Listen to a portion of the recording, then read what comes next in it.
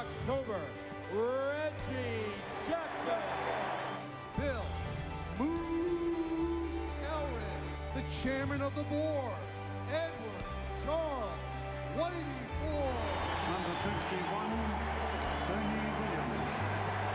Number 14, Drew Canella. Number 8, Lawrence Peter Yogi Berra. The manager, number 6, Joe Torre. All of these men have contributed in their own special way in the legacy of the New York Yankees. Well, it is a day unlike any other in the Bronx, or anywhere for that matter, as the best of yesterday and today gather to celebrate the championship glory and pedigree of the Yankees franchise. As championship players and pitchers, some of whom have been perfect, gather here on this special day at Yankee Stadium in the Bronx. And we welcome you inside Yankee Stadium on a beautiful afternoon here in the Bronx as we get set for the 65th annual Old Timers Day celebration. A day to honor the Yankees franchise, the past and the present. And great to have you with us as always, Bob Lorenz, along with Jack Curry. And, you know, Jack, I'll tell you what, this is not just a game today, it's a spectacle. It really is, Bob, and I go back to some of the old-timers days that I've covered, and you remember little moments that you're able to see. I remember seeing Joe DiMaggio talking to some Yankee players. I remember seeing Whitey Ford, Mickey Mantle, and Yogi Berra sitting in the dugout. And in your own mind, you flash back 30 years, 40 years, and you say, this is probably the way these guys did it when they were players. So to see the mingling between the old and the new, it's always a fun experience. And as you just walked out here, you caught a glimpse of Yogi, and what was he doing? You know, when I was in Joe Girardi's office to talk to Joe Girardi for a minute, Yogi Berra was putting on his number 8 jersey. So how often do you get to see that? I didn't cover Yogi as a player, so to be able to see him pulling on the pinstripes, I'm just going to put that on the list of more moments you get to witness. This is a day of unique perspectives, and one of our colleagues also has her own unique perspective. That's Kim Jones standing by outside the first base dugout. And Kim, let's talk about that perspective, because throughout the day you'll do interviews with not only former greats but current greats as well. Absolutely, Bob, and there are smiles all around in this dugout. Mickey Rivers just walked by smiling, and Goose Gossage with the thumbs up. Ron Guidry's holding court. That's no surprise, and Tino Martinez giving out some hugs. But this day is not just about Yankee old-timers. It is also about Gene Monahan, who has been a fixture in this organization for 49 years, and he will retire at the end of the season. Gino has been the head athletic trainer for the Yankees since 1973, and he has terrific stories and memories of Yankees of today and of years gone by. I sat down with Gino yesterday, and we began by talking about another first-time old-timer, Bernie Williams. Bernie's a trip. There's no getting around that. It was kind of funny last night. It's third inning of the game. We're out here playing Colorado, and it's the middle of the ball game, and I look around at the bat rack, and there's Bernie in street clothes walking out into the dugout, and I'm, Bernie, what are you doing? So I went over and gave him a big hug, and he says, oh, I just did some kind of an interview piece for some kind of thing they want to do for you. And I go, well, we'll destroy that right away. But as always, great to see Bernie. He still looks like he could play, probably could. Now, you're going to throw out the first pitch Sunday for the old-timers game. Are you nervous about that? How do you look at that? I look at it as though it is an honor. I mean, it's an extreme honor, and it's something that I cherish and think about. I mean, obviously, but I never thought they'd do something like that. But, yeah, a little nervous. I haven't thrown a baseball in a long time, so I've been practicing a little bit down underneath in the cage. And I got to tell you, I have no chance of getting it to home plate, let alone within even the batting cage. But I'll be working on it, and we'll see what happens. But I'm looking forward to it. I remember 4 or 5 years ago, they asked me to catch a ball. And actually, I volunteered to catch the first pitch from Kevin Harvick, who's a good friend of mine who drives in NASCAR. And I was nervous about that, too. But he threw a pretty good strike. So if I could match that, I'll be happy. Bernie Williams already said today he'd be more comfortable as an old-timer if they took the word old out. Well, maybe he'll be happy to hear this. There's a Burn Baby Burn sign already here at the stadium. We haven't seen one of those in a while. And when you talk to Gene Monahan, you don't have time for all the stories. But later today on Yes, I promise you, you will hear some of his remembrances of Mickey Mantle and Joe DiMaggio. Yankee fans will want to hear those, Bob. Kim, looking forward to that. By the way, I hate to tell Bernie this, but Timers Day just doesn't sound right. You tell him. Right. If we get the chance, we'll tell him later. By the way, we'll see you a little bit later when you get a chance to interview Moose Scowrath. Thank you, Bob.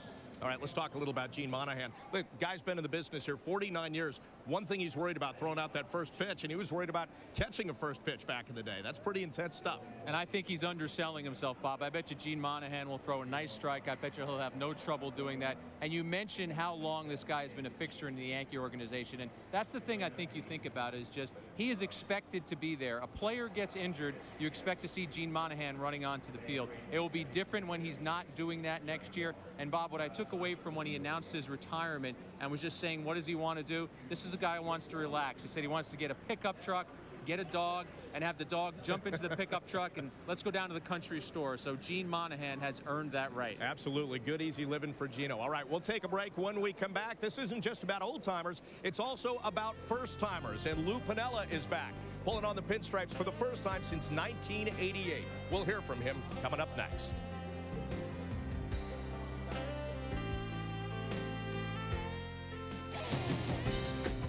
The Old Timers Day pregame is presented by Ford. Check out the best-selling vehicles in America. Drive one at your Tri-State Ford dealer. You have to do a lot more than just... Well, he was one of the grittiest and guttiest Yankees of the 70s and early 80s. In fact, he helped the team win championships in 1977 and 78. And Lou Piniella turned that fire and championship pedigree as a player into a manager in both the American League and National Leagues. And as we mentioned for Lou, his first time back in pinstripes, he's a rookie here at Old Timers Day since 1988. As we take a look at what he accomplished in pinstripes, 11 seasons as a player, 2 World Series championships, but he is just glad to be back now as a rookie. Let's find out why. I always enjoy the guys that are older than me. They make me feel younger. So I got a chance to see Moose Scowrath and Jerry Coleman, Yogi Berra, Whitey Ford. That's special for me. I remember when I played here and managed and coached, this was a special day for me. I'd get to the ballpark really early. And I wanted to hear all the war stories and talk about the great teams the Yankees had here. And it was special, it really was. Old Timers Day was my best day. I look forward to it all the time, and so did my players. And as Lou mentioned, a chance to catch up with some of the players as we take a look at Stick Michael in the cage. And let's talk about, or Lou in the cage, rather, excuse me. And let's talk about Lou in terms of what I found funny in his press conference. He said, as a manager, he doesn't miss those post-game press conferences. He'd rather sit at one like he did today than answer questions about why he pulled a pitcher in a certain case. And you know why I find that interesting too, Bob, is because when he was a manager, I loved being part of his post-game press conferences. This guy, you mentioned the word fiery. He was fiery in those press conferences. He was a guy who always gave you honest answers. And Bob, we're going to see a lot of people today who are loving this event. I listened to Lou Piniella, and he is very excited to be here. I thought one great story that he told was about George Steinbrenner and how Steinbrenner gave him his first managing job a year and a half after he was finished as a player. And think about that. It takes a lot of confidence to hire a guy who's just done with his career. Lou thanked Steinbrenner for helping him embark on a 20-plus year career as a manager. And George Steinbrenner also telling him, you know, you have to win, but you have to get people in the seats. And in order to do that, if you're going to get thrown out of a game, be entertaining. And Lou said he maybe took that a little too much to heart. Lou might have taken that literally, but he was an entertaining guy. He was a fun guy to watch. I'll always remember him in '78, too, in that playoff game at Fenway Park. That play he makes in right field, he doesn't make that play. Who knows what happens with the rest of Yankee history. But, again, you can tell how much fun he's having being here today. Well, Lou Piniella certainly steeped in the history of the Yankees. And another man who is our late, great colleague, Bobby Mercer. Not only on the field, but certainly in terms of our coverage of Old Timers Day on Yes. In fact, Bobby provided us with some of our most enduring and some of our wittiest moments. Let's take a look. Well, I feel pretty strong today. I really do. I don't know if I've showed you this or not, but... Let me see. Okay. Got the tattoo. Yeah. Got the tattoo. Yeah, see, I just wanted to be like, look at the pipe. Look at the pipe. You're going to get a knock. You're going to get a knock today. I'm going to get a knock, all right, probably from my wife. This year, I want to go Toku e Uchitai. Oh, you want to go deep? Want to go deep. You're right, I want to go deep. I have a lot of faith in you, and I have a lot of money riding in this. Okay, well, I appreciate you working with me. Now, And listen, I got a special bat for you. What is it? It's one of my bats, and it's hidden here. Oh, hit it. Thanks for the thanks, Dave. Go ahead. Appreciate it. Hit it right there now. Right here. Right there. Come on. Said hit it here. Oh, this could be good. Oh, no. You're right.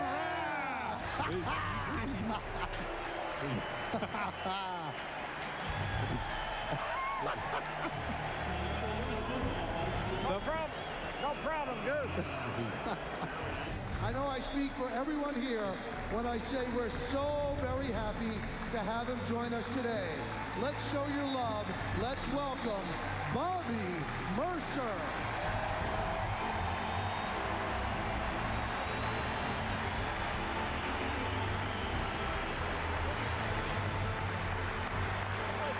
Poor Polly. Almost lost the way here.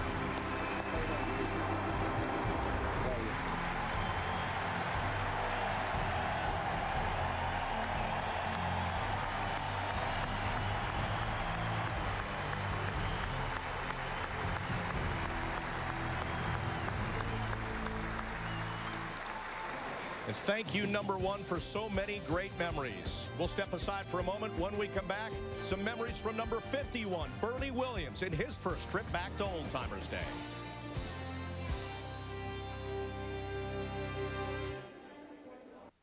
Anyway. Timers Day on a beautiful day in the Bronx.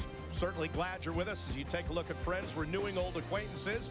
Some guys not as old as others, but certainly enjoying the afternoon so far, and certainly the game to come, which we'll have for you here on Yes. Good to have you back once again on the field. Bob Lorenz with you on the Tri-State Ford Old Timers Day pregame. Now, you're certain to see some number 51 jerseys in the stands today. Bernie Williams is back, the five-time All-Star, and the centerpiece in center field for the Dynasty years. Bernie, happy to be here, a rookie in the Old Timers Day game. Really big thing for me, I guess. If you take the word old, I think I'll probably be a little bit more comfortable. But it's, I mean, as a player, when I was playing, I always look forward to these days. To me, it was, I guess, a reminder of the fact that we're just part of a family that has been going on for 100 years, you know, I guess, and thinking that I'm part of something that is bigger than myself, you know. So it was always cool to look forward to these days. And now I'm kind of like on the other side, being in the same situation. So it's good. It's great. Well, it's going to be fun seeing Bernie back on the field. We've seen him out there as a musician, Jack, in terms of doing the national anthem, but now back as a player. 16 seasons, all with the Yankees, the 4 World Championships, and it's always good to see these guys get out there and take a few swings in the cage and take their reps out in the field as well. And here's how seriously Bernie Williams is taking this, Bob. Before he did his session with the media from where we just saw that video clip, he had already taken batting practice. He walked into that interview. He was already sweating a little bit, and he has told people he doesn't want to go out there and embarrass himself. And get this, I was in Joe Girardi's office talking to Joe Girardi and Bernie Williams, and Joe Girardi said, Bernie, you need to go deep. So he's already put the pressure on his former teammate. He said, in this game, Bernie, you're a young guy, hitting one out. Now let's talk about where Bernie ranks as the all-time greats as we take a look at him in action, because I've heard people say back in the Dynasty era, if you wanted a guy in that situation to come up with a big hit, you send Bernie Williams to the plate. Right, Bob. When you have a power-hitting switch hitter in the middle of your order, which is what Bernie was, and he was a guy who could get a hit, or he was a guy who could take the ball out of the ballpark, and then if you look at his postseason numbers, we all know what he was to do from the power side postseason. Bernie was one of the linchpins of those teams. Defensively, won 4 Gold Gloves. He won a batting title. When you talk about those teams, his name should be one of the first names you mention. All right, Jack, let's get over back to the first base dugout. Or actually, we'll go to break and take a quick break. But when we come back, we'll go over to the first base dugout with Kim Jones and Moose Skowron. Don't go away.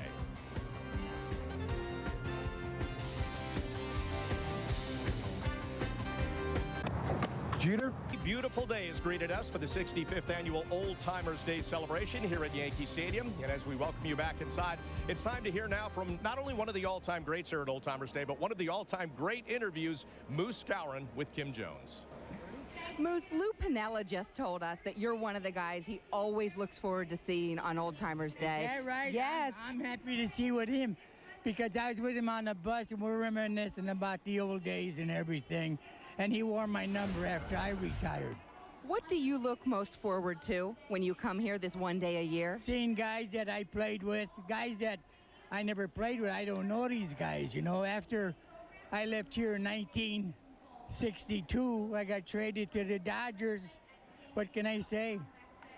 What does it mean to you to still come back after all these years? As long as they invite me, I will be here, unless I'm really in bad shape. Other than that, I'm surprised I'm here this weekend because I found out I had cancer. I smoked for 40 years. I quit 16 years ago. Then I found out I got lung cancer, so I've been taking chemo, been taking radiation. I'm gonna beat it. I'll be fine. And that I just gotta put on some weight. That diagnosis came this spring, and how are you feeling right now? I feel good. I got chemo when I get back to Chicago Tuesday, Wednesday, and Thursday, and then I'm off for 15 days, then I get chemo again, then I'm done for a while. Are the smiles and cheers of Old Timers Day good for the soul, Moose? This is my home. This is where I made a living, and all my great teammates are still living, and so I'm looking forward to seeing Yogi, but I look forward to see Piniella because I ain't seen him in a long time, and Joe Torre's here too, so that's great. Well, you know how much everyone loves you. We are so happy you're here. We wish you all the best. Well, thank you very much. Thank you. Enjoyed it. People in New York were always great to me. Well, you were great to them. Well, thank you. Always great to see Moose Skowron here. And Moose, obviously a big part of the previous 64 years of Old Timers Day. And certainly we've had some big moments in our first 9 years on YES of covering Old Timers Day. Let's take a look at some of the highlights. Good afternoon, everyone, and welcome to the Old Timers Day ceremonies. This is a day that I look forward to all year. It's an annual gathering of some of the game's greats all lined up on this majestic field here in the Bronx. Everyone associated with Old Timers Day weekend looks forward to their yearly trek to the Big Apple. These retired Yankee greats use this time to catch up with friends, teammates, and family. Seeing all the players that you played with, or some of them even before that, you know, when I was a kid, I saw them play. It's good seeing everybody. We see each other maybe once, twice every year. Some of the players I see in spring training again, but it's always fun seeing them and you know, thinking back and remembering things that and the way they looked and the way they played. The special thing about Old Timers that we get a chance to get together with all us again over and over, you know, to see the guys still kicking it, with, you know, still moving around and have a good time, you know. We don't get a chance to see each other till a special day. We're scattered around the country, and very seldom that this group gets together. And it's a very nice function. We get to visit a little bit with the guys we haven't seen for a while, you know, and talk about old things a little bit. Not too much, but it's rather a pleasant situation. As always, this year's edition features some new faces. Joe Torre and Bernie Williams headlined the rookie class, along with some other teammates from the championship era. Also, there is the small matter of the Old Timers Day game itself, and you can count on some more memories being made on the field.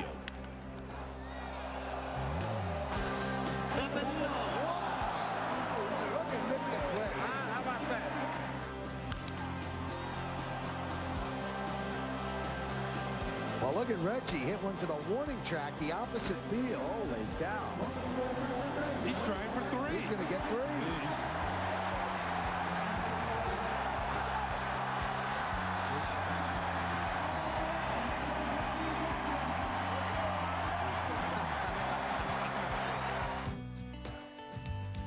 For many old-timers, the weekend and the game are great ways to pay tribute to the history of the Yankees organization.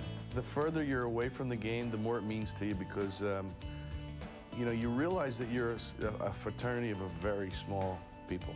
Not only Major League players, but Yankees that have worn those pinstripes. And you know what? You appreciate it. And I have 3 girls, you know, they're 17, 13, and 12. They really don't understand that, oh yeah, Dad played for the Yankees. You know, they understand it, but they really don't.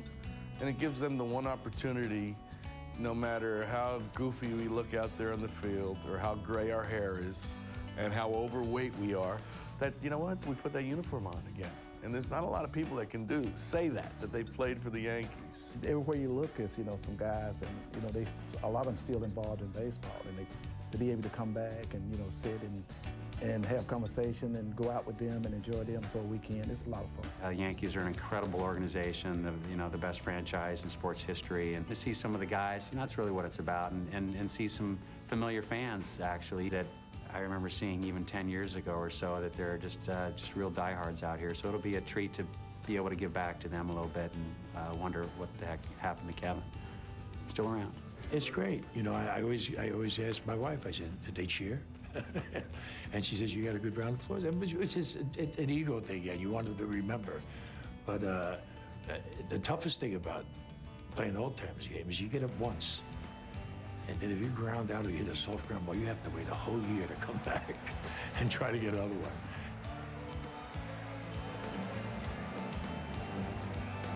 We'll take another quick break, and when we come back, we'll hear from the former skipper of the Dynasty era, Joe Torre. Don't go away.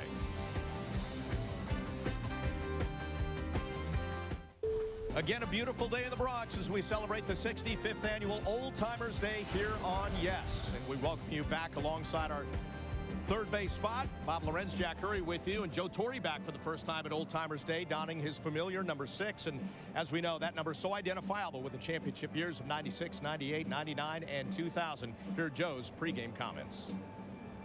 96. 96. It was the first one. There'll never be another first one.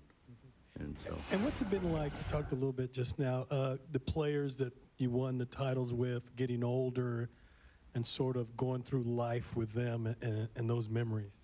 It's great because you're reminiscing, and Charlie Hayes will always be special to me. He squeezed that last one for the third out in 96. And it goes very quickly. It's one thing about baseball. I've been in professional baseball since 1960. And in a lot of ways, it still feels brand new. Because you spent your life doing things you love to do. I mean, not that you don't have a bump here and there, but as far as professional baseball, this opportunity to be with the Yankees for as long as I was here, and just initially to get the opportunity was amazing for me. I think it says a lot that after so many years in the game, it still feels brand new. The baseball career of Joe Torre, 12 seasons as manager here with the Yankees, the 4 world championships. It didn't end as either side would have liked in 2007. What do you think it means for him to be back? Oh, he's obviously very excited to be back, Bob. He's so excited that he broke the news about this in spring training. This was news that maybe wasn't supposed to get out so early, but when Joe was talking to reporters in spring training, he talked about it, and he said it felt new. And Bob, I thought it looked natural because I saw Joe Torre coming out of the clubhouse. There's Joe Girardi in the foreground, and there's Bernie Williams right in front of him. And it just seemed natural, those 3 being together in that way. And what a connection through the championship years. And as we take a look at some of those memories, what are some of the memories you have of covering those Torre teams? Well, when you see it right there, Torre and Jeter, you have to link those 2 together because 96 was the first year for both of them. Joe talked about how 96 was so special. It's Jeter's rookie year, and as a Yankee manager, it was Joe's rookie year. And I do think that Torre did the job that the Yankees needed a manager to do in that year. He knew when to push and he knew when to pull back.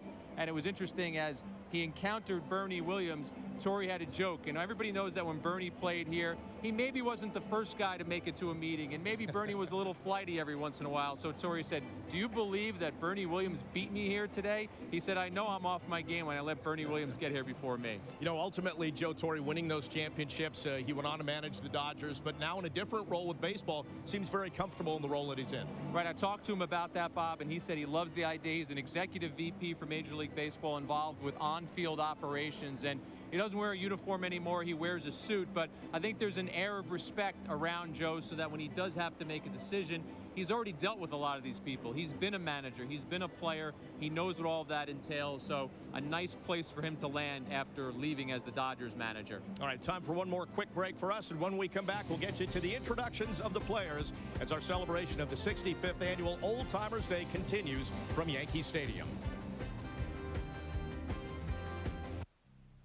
Well, great to see so many old-timers back. I love to say that about David Cone and Tino Martinez. By the way, I said Jesse Barfield ripping the ball in the cage, Jack. Yeah, Jesse Barfield, Bob, not only a very good hitter in his Yankee days, but had one of the best arms of any right fielder I've ever seen. Well, you look at some of these guys in the cage, they get serious about it, Jack. And there's Mike Stanley taking a swing right now, and here's a quick connection on Mike Stanley. He was the Little League coach of Dante Bichette Jr., the first pick of the Yankees in the draft this year. And Bichette, by the way, is on Twitter. He's loving his life so far as a professional athlete. Good to have you back once again on Yankees Old Timers Day, 65th annual celebration. As we take a look at this, just big picture, Jack, in terms of what these guys are feeling as the introductions are getting ready to happen. I think everybody loves the introductions. You want to see who gets the loudest ovation. You have your Whitey Ford, you have your Yogi Berras, but I have a dark horse for you. Let's see what kind of ovation Bernie Williams gets today. Fans always loved Bernie Williams. They're excited that he's back. And the fans really feel that connection, unlike any other franchise. Yeah, I think it's the most you could ever have is with the Yankees. On the baseball level, I'm not sure if the Montreal Canadiens or the Cowboys or somebody like that could match them, but on the baseball level, nothing like Yankee Old Timers Day. Absolutely unparalleled. And as we get ready to celebrate the 65th annual Old Timers Day, of course, we have the game for you here on Yes. But coming up right now, the introductions as we get to the voice of the late, great public address announcer, Bob Shepard.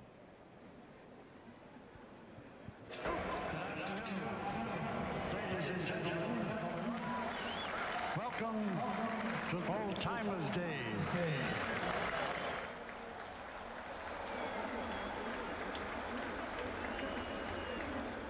Please direct your attention now to the microphone behind home plate and join the Yankees in welcoming our two MCs. WCBS radio announcer John Sterling and Yes Network broadcaster Michael Kay.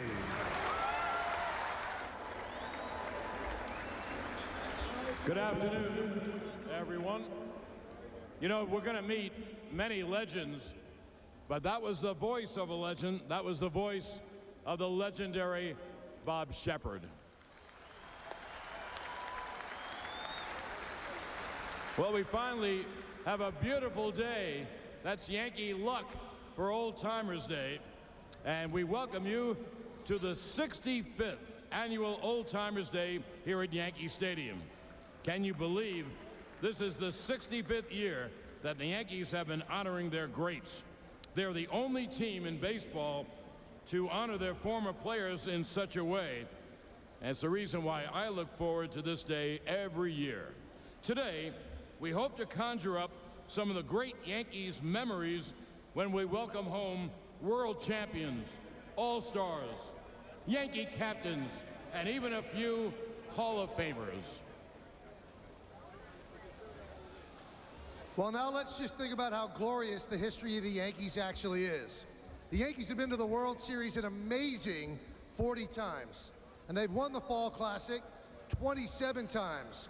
More championships than any other team in the history of professional sports. Now, these Yankees who are here today are the reasons why the Yankees are so successful and why the Yankee pinstripes and the interlocking NY are the most recognizable sports logos in the world. We are so excited to have them back with us today. And now, let's meet our old timers. The first guest was used to being first. He was the first overall pick in the 1967 amateur draft, and on April 6, 1973, he became the first ever designated hitter in Major League history. He would spend 6 years with the Yankees. Welcome back, the Boomer, Ron Blomberg.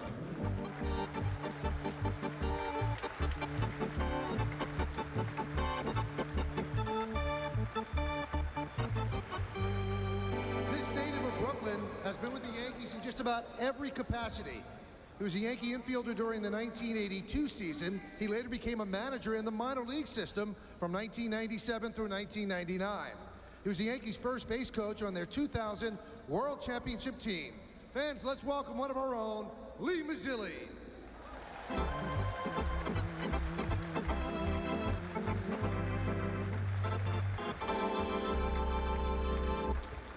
This slick-fielding second baseman spent 7 years in pinstripes. His defense up the middle was outstanding. In 1993, he led the team in stolen bases. His home run on a Friday night in Toronto helped the Yankees win that game and the first ever wild card. Ladies and gentlemen, Pat Kelly.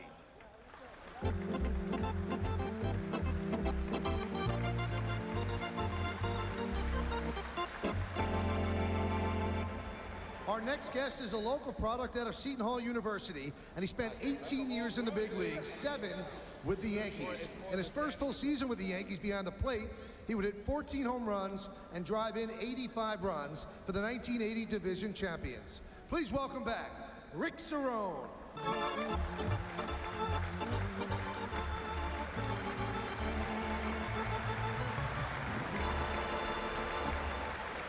This next guest was acquired during the 1989 season from the Toronto Blue Jays. He spent 4 years in pinstripes, led the team in home runs in 1990, and boy, did he have a rifle for an arm. He had an outstanding 45 outfield assists while playing in the Bronx. Let's welcome back Jesse Barfield.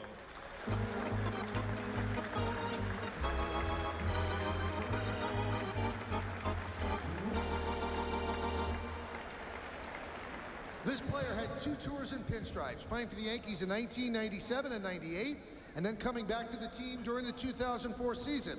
He was a fan favorite and always seemed to provide a spark off the bench with his speed. He also batted .348 during his time in the Bronx. Let's welcome back Homer Bush.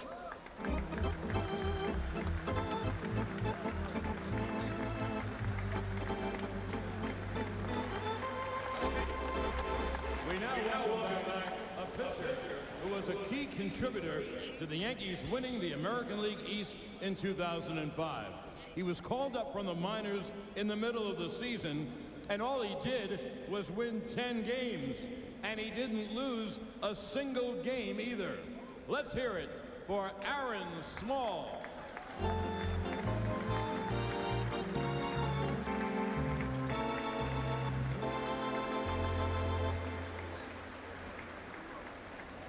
Now we have an old-timer who's back for the first time. He spent 3.5 years in pinstripes and was a member of the 1996 World Championship team, picking up a win in Game 2 of the Division Series that year.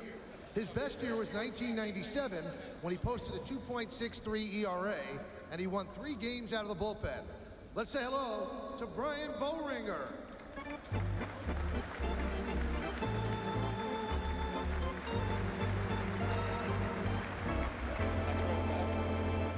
This next first-time old-timer was a member of the 1999 and 2000 World Championship teams as a valuable utility player off the bench.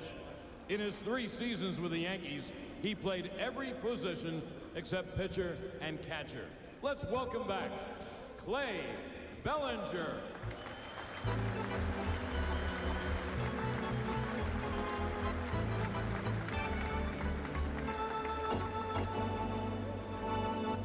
This next guest spent 3 seasons as a Bronx Bomber from 1978 to 1980. Now, who could forget the 1978 series when he had 3 hits both Game 5 and the deciding Game 6. He would bat .438 with 7 hits and 2 RBIs for the World Series champions. Please welcome back Brian Doyle.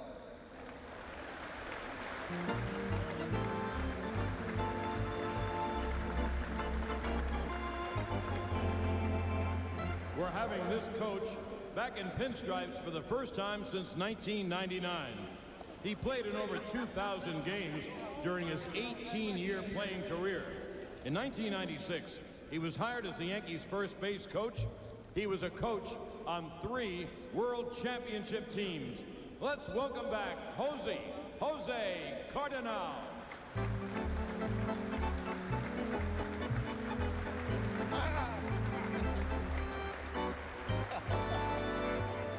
Well, here's a guy who had 2 stints in the Bronx in the late 70s and early 80s and was part of the 1976 and 1981 American League Championship teams. In the 1981 Divisional Series, he hit .600 with 2 home runs and 2 doubles as he helped propel the Yankees to the American League Championship Series. And really, who could forget the hair? Oscar Gamble.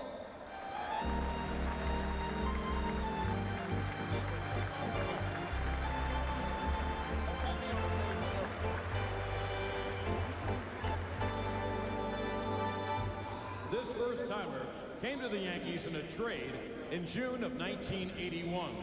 He would appear in 16 games for the American League champions that year. He would end up appearing in 140 games for the Yankees during his 3-year pinstripe career with a 3.25 ERA.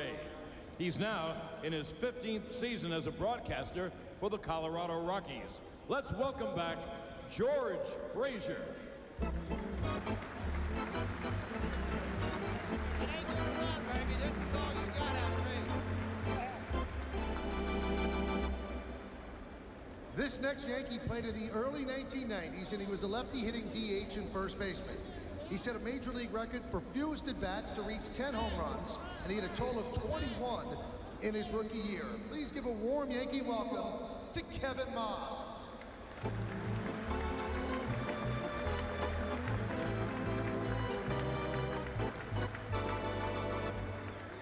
This player, in his 4 years with the Yankees, was an all-star and silver slugger. In 1993, while leading the league in fielding percentage, he became the first catcher in Major League history to hit 3 grand slams in the same season. Always a fan favorite, here's Mike Stanley.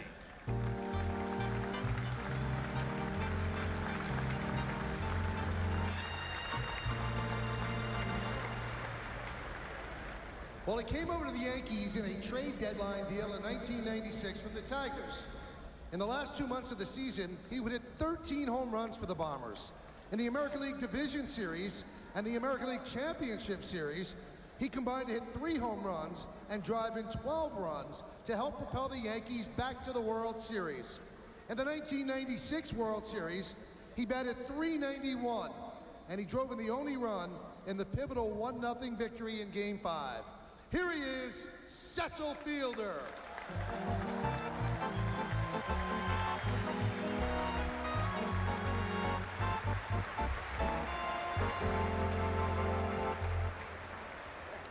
Did someone ask, do we have a doctor in the house? On May 14th, 1996, he gave the old stadium one of those nights that only it could produce as he pitched the 8th and possibly one of the most improbable no-hitters in Yankees history. He'd win 11 games that year to help the Yankees win their first World Series title in 18 years. He also helped them capture the 2000 World Championship. Let's have a warm welcome back for Dr. K, Dwight Gooden.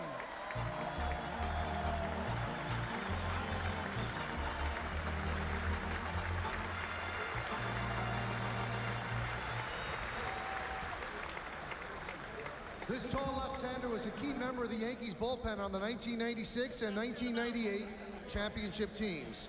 He appeared in 13 postseason games with the Yankees, and he never gave up a single run. Let's welcome back the man from Australia, Graham Lloyd.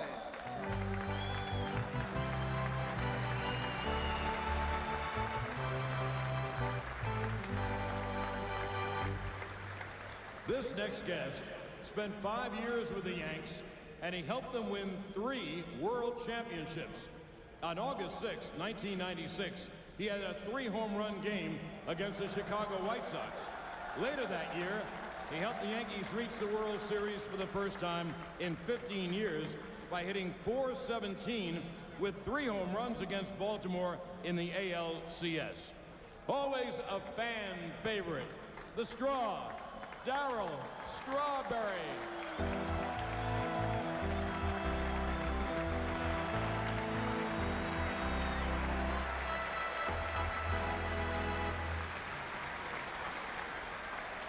Well, if there were utility pitchers, this next first-timer would fit that role beautifully. He could start, long relieve, short relieve, and even close some games in his 7 seasons with the Yankees. a big part of the 1996 and 98 through 2000 Yankees World Championship teams. Let's welcome back Ramiro Mendoza.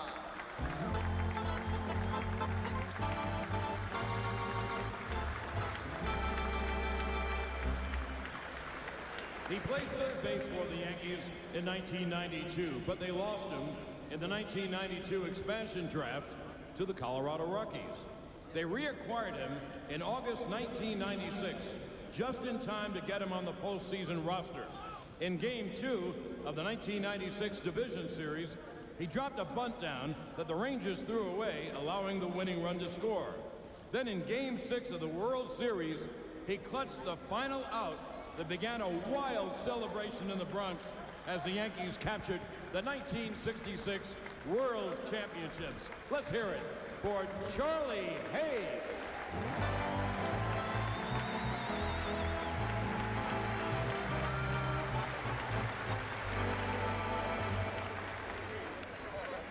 Now we have a pitcher that was the ace of the staff of the 1998 World Championship team.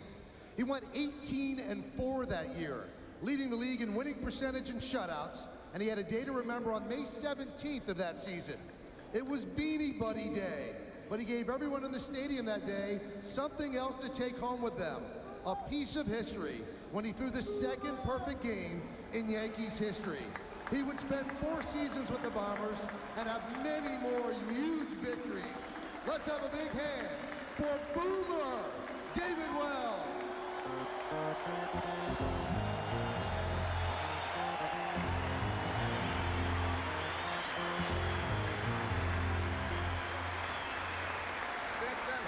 That was a good reception, huh? Not too shabby. This Yankee was a key member of the Yankees' last 4 World Championships. His 6 years in pinstripes were full of huge moments as he was 6-1 in the postseason.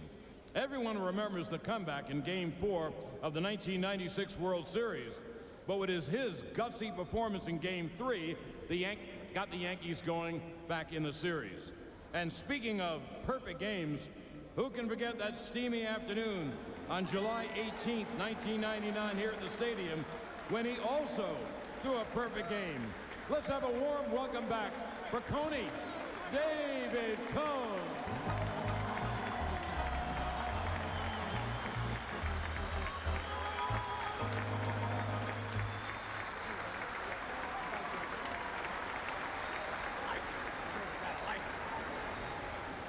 Well, this Brooklyn native is one of the more charismatic individuals in the game of baseball. He was the Bronx Bombers' first baseman from 1962 to 1969, and he led the Yankees in RBIs 3 times and won 3 Gold Gloves. On May 23rd, 1962, in just the 17th game of his young career, he had 2 home runs in the same inning, becoming just the 2nd Yankee in history to accomplish this feat. He would go on to play in 2 fall classics with the Yankees. Here he is, Joe Pepitone.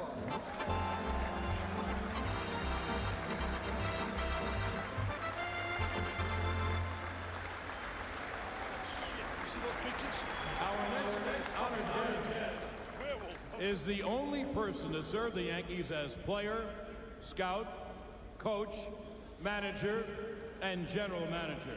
He played shortstop for 7 years with the Yankees. As a front office executive, he helped mold the recent outstanding Yankee teams. Currently, he's the Yankees Senior Vice President and Special Advisor. You know him, the Stick, Gene Michael.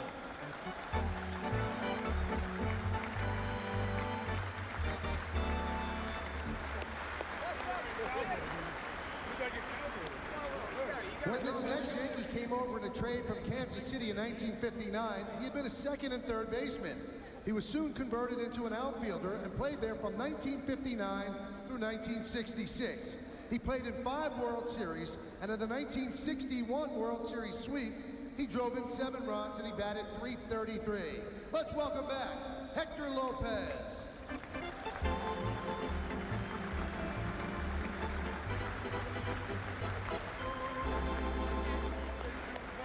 This southpaw was a young 20-year-old when the Yankees called him up to the big leagues in 1961. His 217 strikeouts in 1964 were tops in the American League. In 9 seasons with the Yankees, he pitched in 2 World Series and made the 1967 All-Star Game. How about a hand for Al Downing?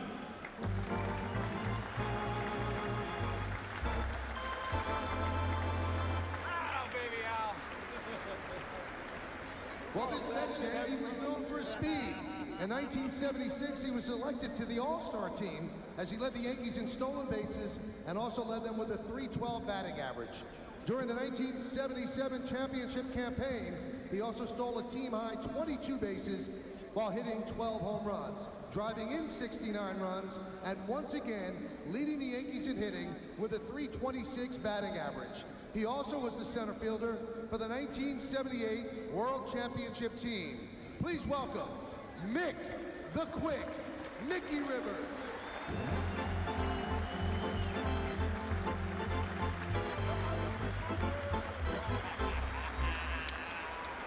This left fielder spent his entire 15-year career playing left field in Yankee Stadium, ranked 7th in team history for games played with the Yankees. During this period, he was one of the American League's best switch hitters, a member of the 1977 and 1978 World Championship teams, and made the All-Star team twice. A soft-spoken, dignified leader, Roy White.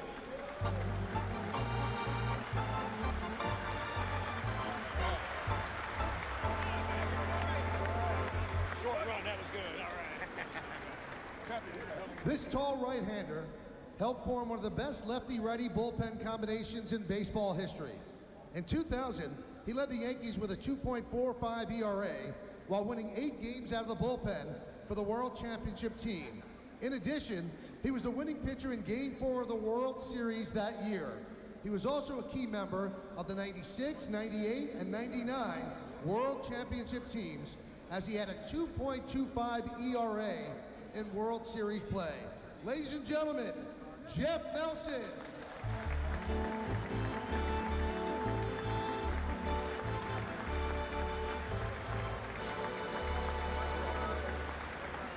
Our next member of the Yankees family was the ace of the pitching staff for 11 seasons and was named to the American League All-Star team 5 times. He was called up in late 1964 and immediately made an impact, going 9-3 and helping the Yankees win the American League pennant. He led Yankees pitches and wins 7 out of his 11 big league seasons. He would win 164 games over his 11-year career.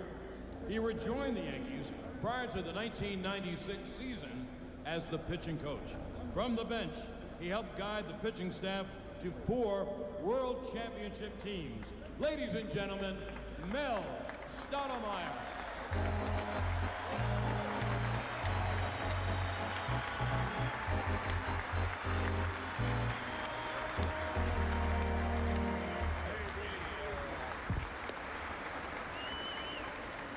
This pop field player had a long career with the Yankees. He was a key member of the 77 and 78 World Championship teams.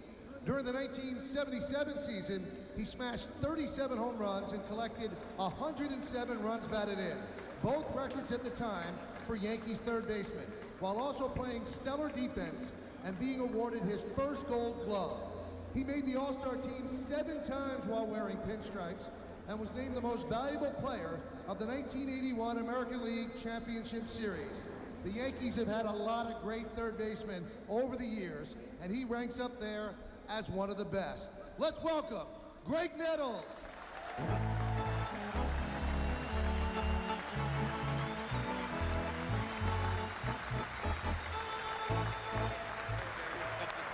going as fast as I can.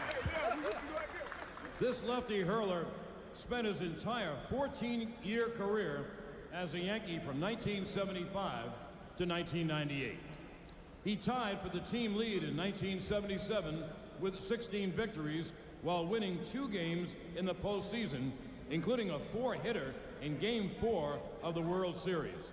In 1978, he had one of the greatest seasons in the history of Major League Baseball. He'd win the Cy Young Award with a 25-3 record and a minuscule 1.74 ERA. He also holds the franchise record for strikeouts in a single game, 18 versus the Angels on June 17, 1978. He twice led the league in wins, twice in earned run average. He's second on the Yankees' all-time strikeout list and in the top 10 of almost every franchise pitching category. Ladies and gentlemen, Louisiana Lightning, Ron Guidry.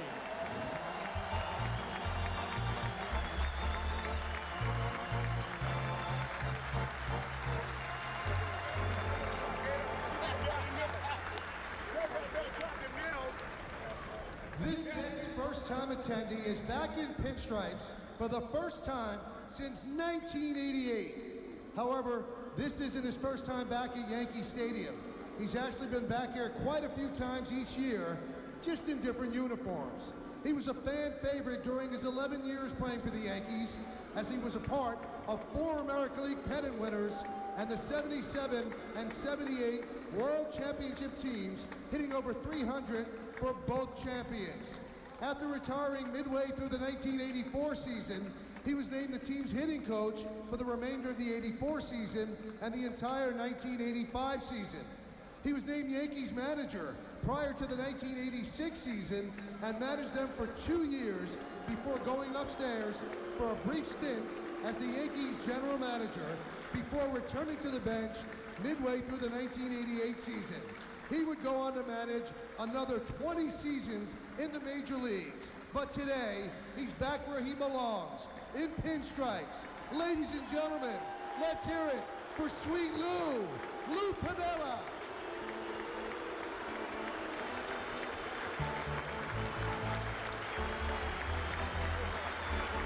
Proud to be with you guys. Hey, Hardy, you did better than me. Don't worry about it. I'm proud to be with you guys. I really am.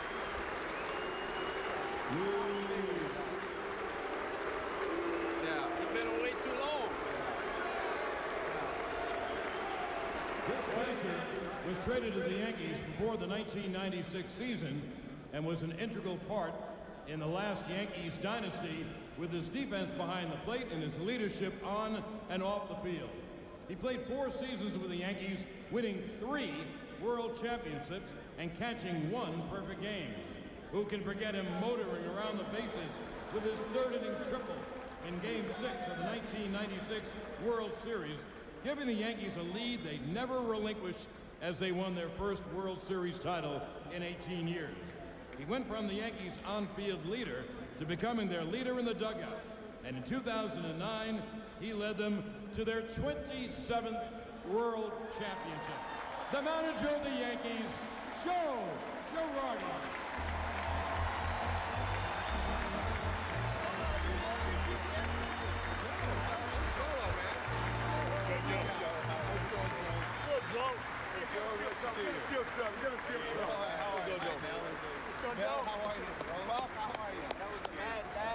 Proud to be with you. This first baseman torched the Yankees in the 95 divisional series. So they decided to bring him over prior to the 1996 season. Pretty smart move. He would become one of the Yankee leaders for the next 6 years and help lead them to 4 world titles. Not only did he play flawless defense every night, he produced 2 of the biggest home runs in World Series history. First in 1998, his grand slam in the 7th inning of Game 1 gave the Yankees a lead they would never relinquish as they swept the Padres. Then, no one will ever forget the way he made the stadium rock with his dramatic home run with 2 outs in the 9th inning of Game 4 of the 2001 World Series. Let's hear it for Constantino Martinez.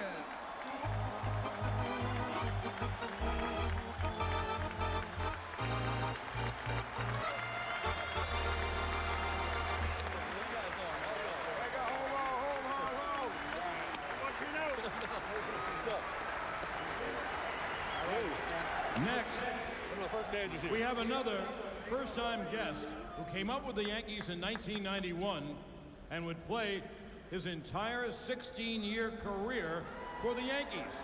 He falls onto the list of the great center fielders in Yankees history, like DiMaggio and Mantle. He ranks in the top 10 in Yankees history in most offensive categories. A 5-time All-Star, 4-time Gold Glove Award winner, and the 1996 ALCS MVP. He led the American League in hitting in 1998. His 2 walk-off home runs at Yankee Stadium during the 1996 and 1999 American League Championship Series play helped lead the Yankees to 4 World Championships, and he holds the record for most career RBIs in postseason play and is second in career home runs. I think you know who he is. Burn, baby burn, Bernie Williams.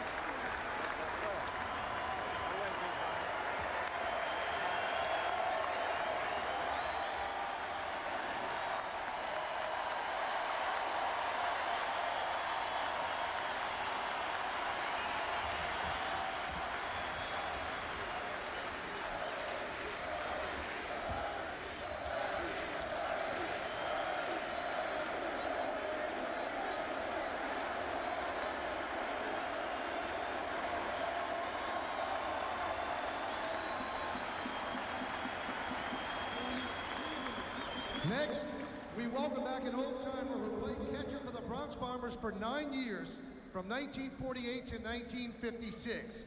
He played in the '49 World Series, a series the Yankees won in 5 games over the Brooklyn Dodgers, and in 1950, he was there to lend extra support behind the plate whenever it was needed. Please welcome back Charlie Silvera.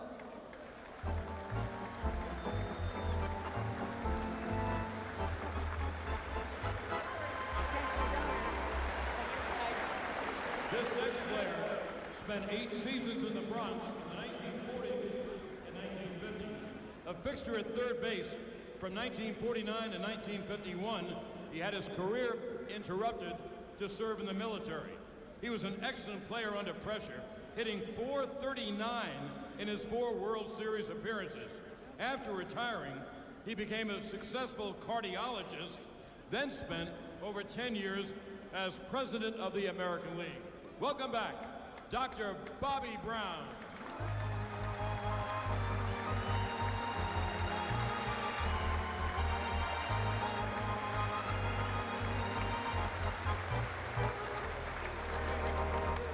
We weren't understood. All right, Dr. Brown, pleasure. This old-timer spent 4 seasons in the Yankees bullpen, and he compiled a 22-10 record. His best season was 1961, when he went 15-5 with a 2.19 ERA, and led the American League with 29 saves as he earned a spot on the American League All-Star team. He pitched in 2 World Series and picked up the win in Game 3 of the 1961 Fall Classic. Let's welcome back Luis Arroyo.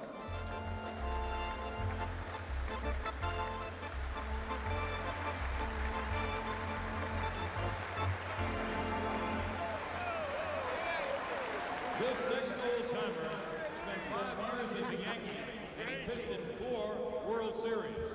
In World Series play, he won 3 games and had a 2.67 ERA. On October 8, 1956, he turned in one of the greatest pitching performances in the history of the game. He pitched a perfect game in Game 5 of the World Series versus the Brooklyn Dodgers. Still, the only perfect game ever pitched in the World Series. Ladies and gentlemen, welcome back Don Lawson.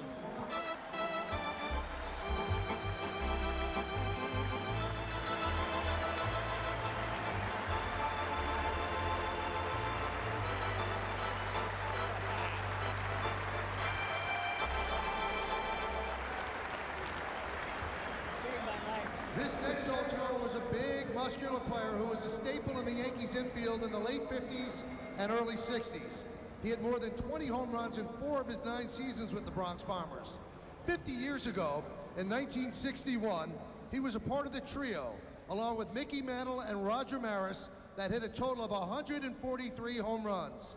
He made the All-Star team 6 times in his 14-year career. He was a member of 4 World Championship teams, hitting 7 home runs in World Series play for the Yankees. Ladies and gentlemen, Bill Moose Skowron.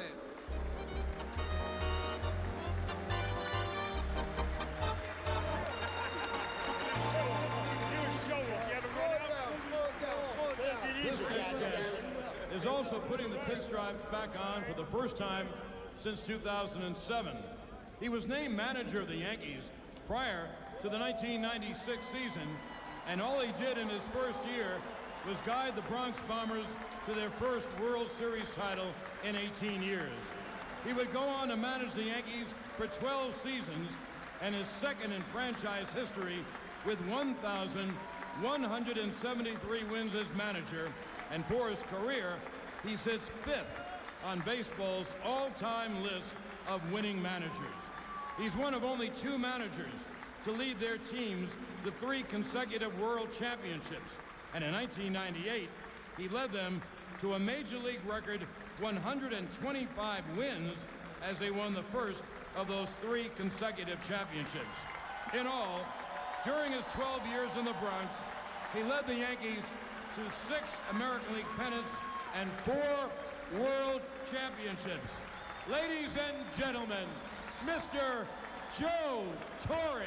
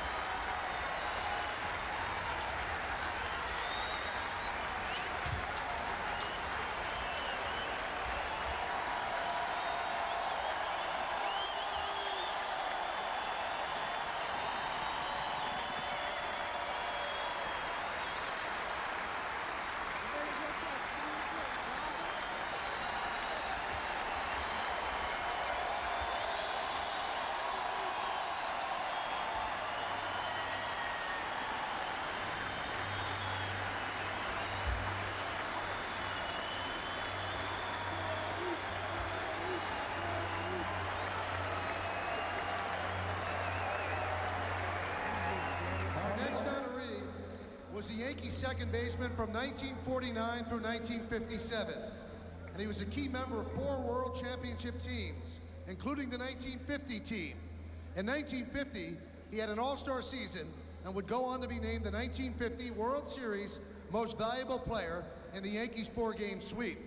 Believe it or not, his baseball career was interrupted twice so that he could serve as a Marine pilot during both World War II and the Korean War, making him the only Major League player to see active combat in 2 wars. He is now in his 39th season as the radio voice of the San Diego Padres. He was inducted into the Baseball Hall of Fame as the 2005 recipient of the Ford C. Frick Award. Let's welcome back one of our own, Jerry Coleman.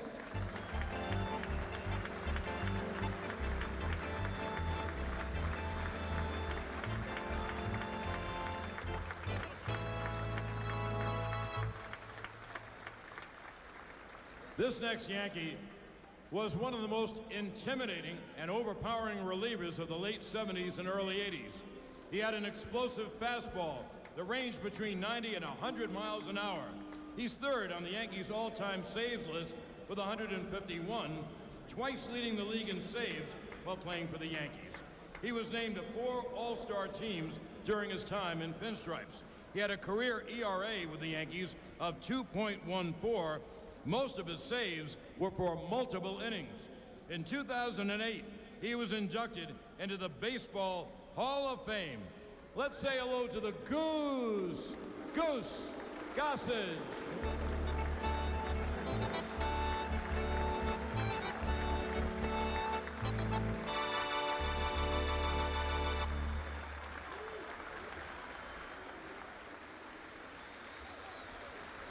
Next up is a resident of Cooperstown who thrived when it meant the most. He was at his best in October, and in his 5 years with the Yankees, he was named to the All-Star team each season. He led the team to 4 divisional titles, 3 AL pennants, and 2 World Championships. And who could forget Game 6 of the 1977 World Series when he smashed 3 home runs in consecutive at-bats en route to being named World Series MVP. He was inducted into the Baseball Hall of Fame in 1993. Please welcome Mr. October, Reginald Martinez Jackson.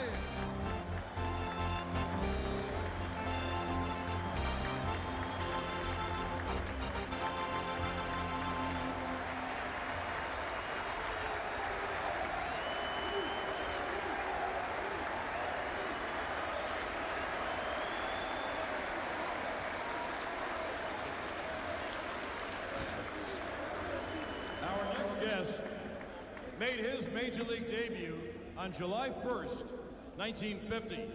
He would win 9 of his 10 decisions that year and finish second in Rookie of the Year voting. He won the clinching Game 4 of the 1950 World Series sweep, giving up 2 unearned runs over 8 2/3 innings.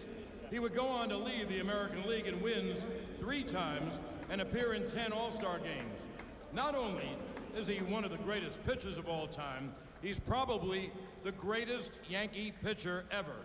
He was the 1961 Cy Young Award winner.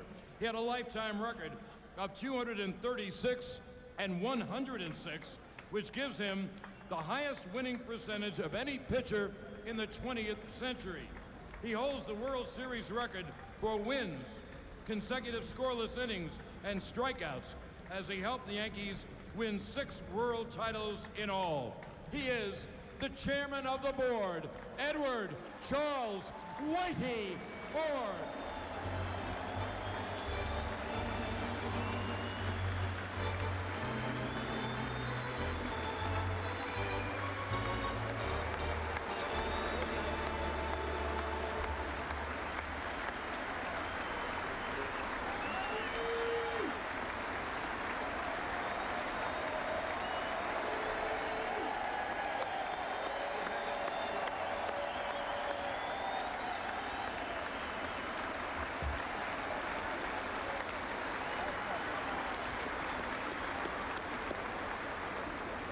Well, no old-timers day would be complete with our final honored guest not being here. He's here. He was a Yankee player from 1946 to 1963. He was selected to the American League All-Star team in every season from 1948 to 1962. With 14 appearances in the Fall Classic, he has played in more World Series than anyone in history. He is in the top 10 in most Yankees batting categories. He's a 4-time most valuable player and a 10-time world champion. He was the catcher for Don Larson's perfect game. You know who he is. Number 8, Lawrence Peter Yogi Berra.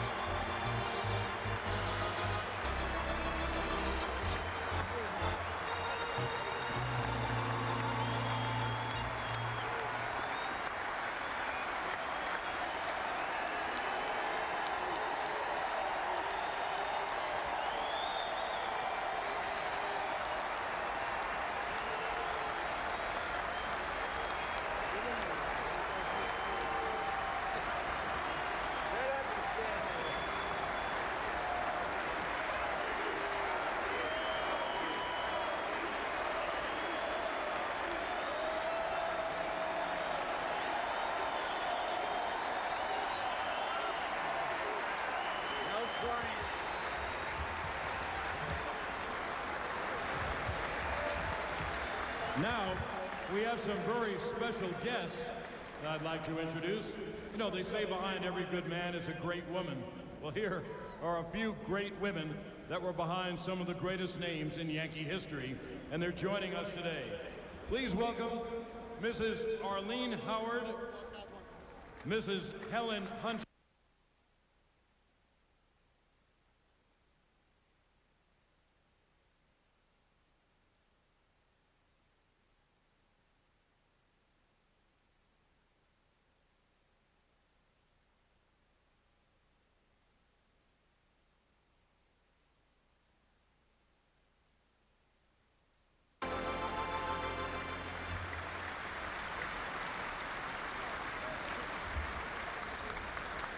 Fans, let's have a round of applause for this assemblage of Hall of Famers, World Champions, and All-Stars. But most of all, New York Yankees.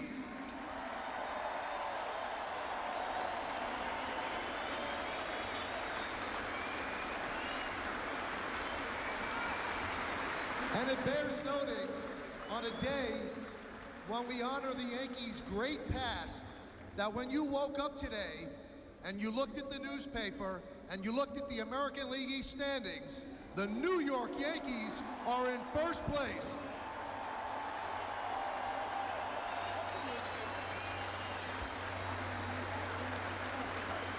Now, ladies and gentlemen, will you please rise?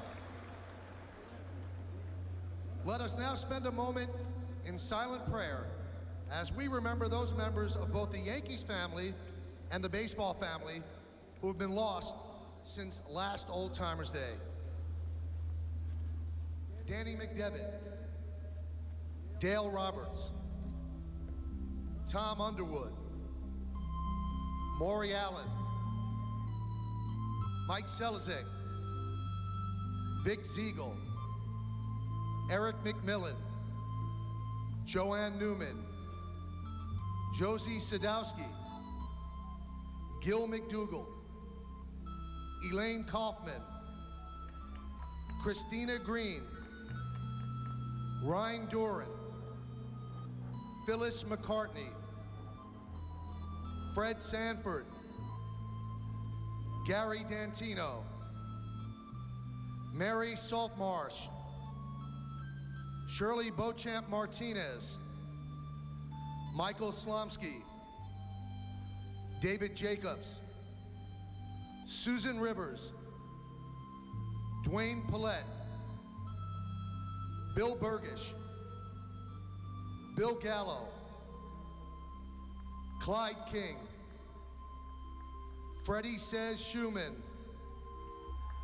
Bill Shannon, Cora Rizzuto, and Ralph Houck.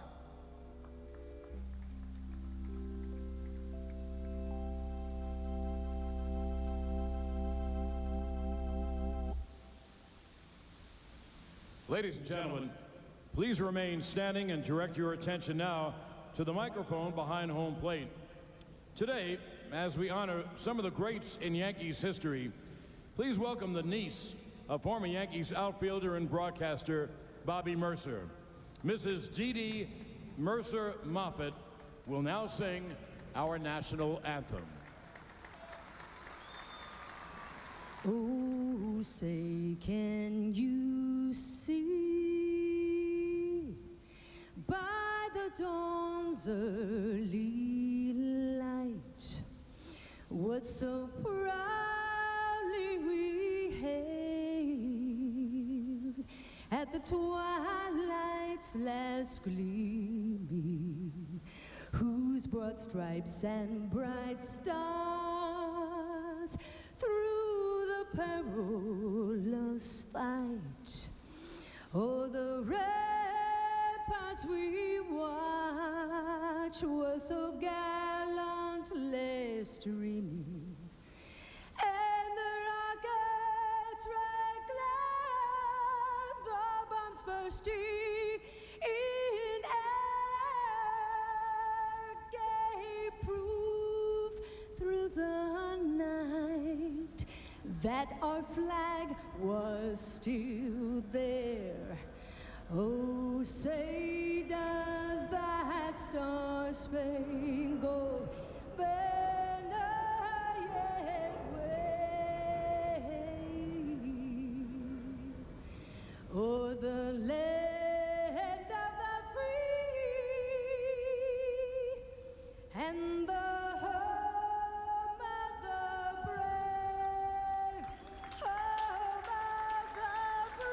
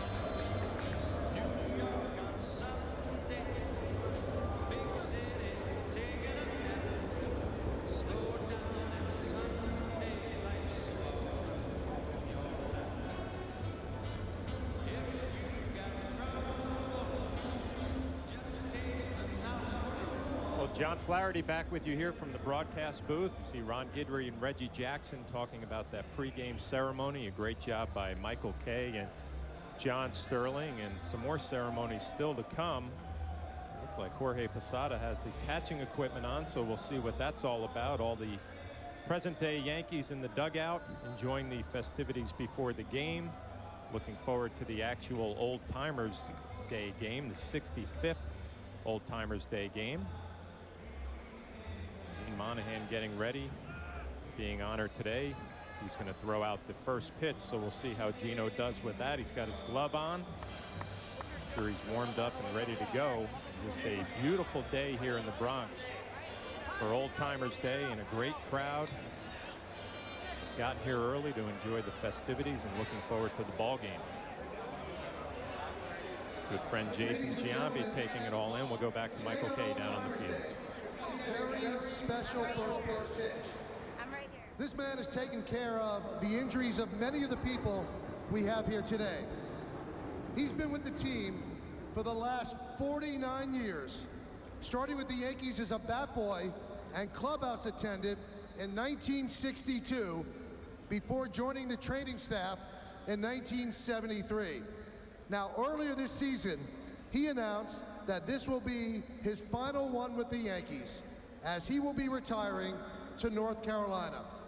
Ladies and gentlemen, please direct your attention to the video board in center field for a special video tribute to the great Gene Monahan.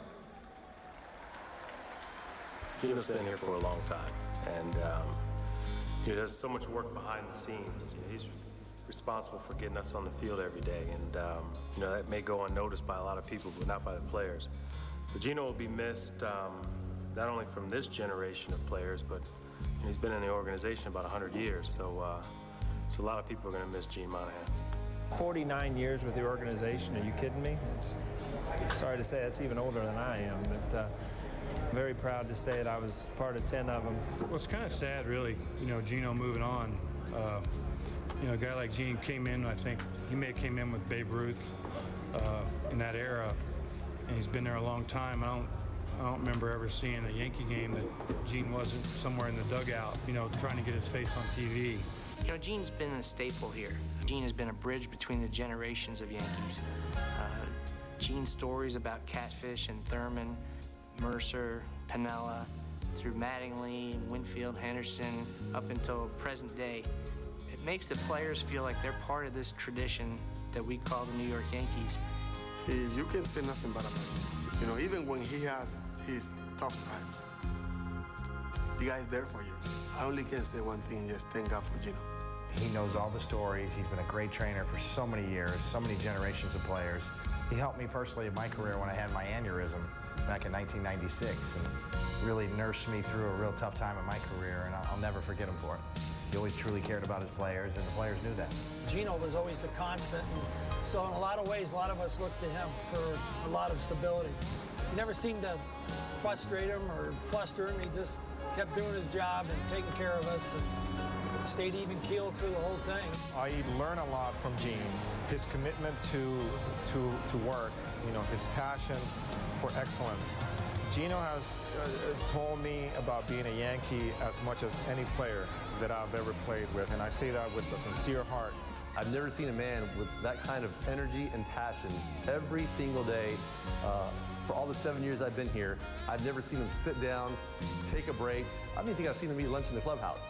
He's unbelievable with the players and working so hard and just passionate about his job, and I loved having him around, and he's the best ever. Gene was as good as anybody in keeping players on the field and keeping them happy and keeping them productive.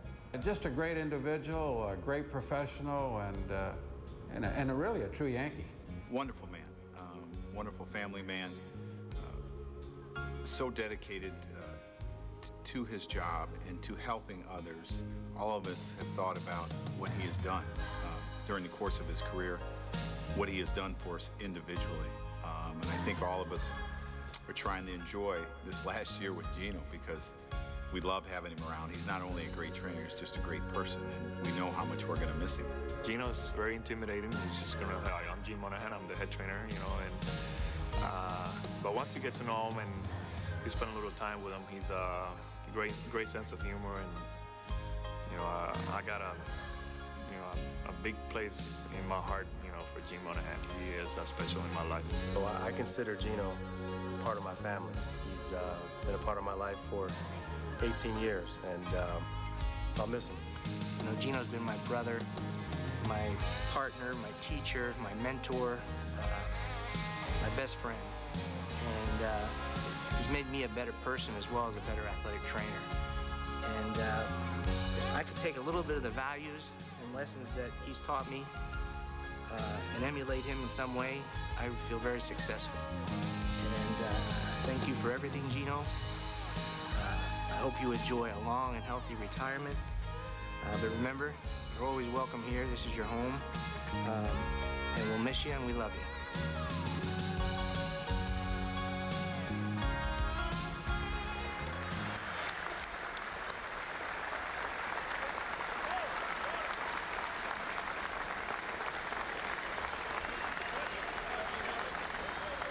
Ladies and gentlemen, I wish that everyone in this stadium would have an opportunity to one day meet Gene Monahan. He is the personification of class and grace and represents the Yankees in the best way possible. And ladies and gentlemen, throwing out today's ceremonial first pitch, New York Yankees head athletic trainer, Gene Monahan.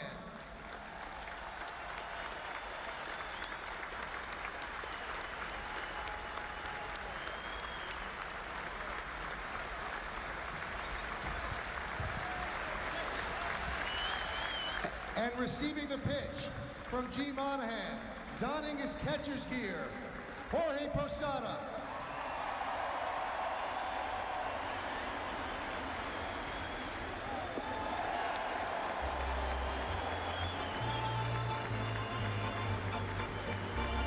Now, Gino, before you leave the field, why don't you step over here for a minute?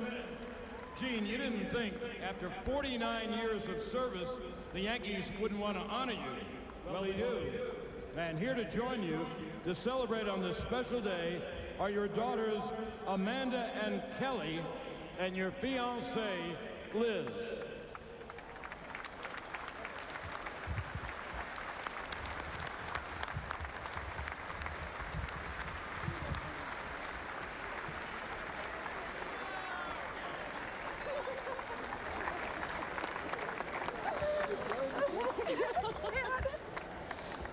Oh my God.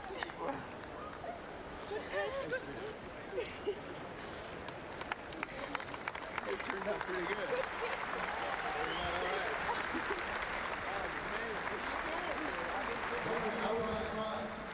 Gene, Commissioner Bud Selig recognizes how much you have meant to the game of baseball over the past half-century, and we would like to present you with this letter from the Commissioner thanking you for your lifetime of service to the New York Yankees and to baseball, wishing you the best in your retirement. Well, what a way to start the program. Now we have a memento for you from the old stadium. We know it's something you've always hoped to have, so we're happy to give it to you today. Please welcome your assistant trainer for the past 26 years and your partner in the 2010 Best Athletic Trainers in Baseball Award and your best friend, Steve Donahue. He'll present you with the Yankee Stadium Freeze from your old locker at the old stadium.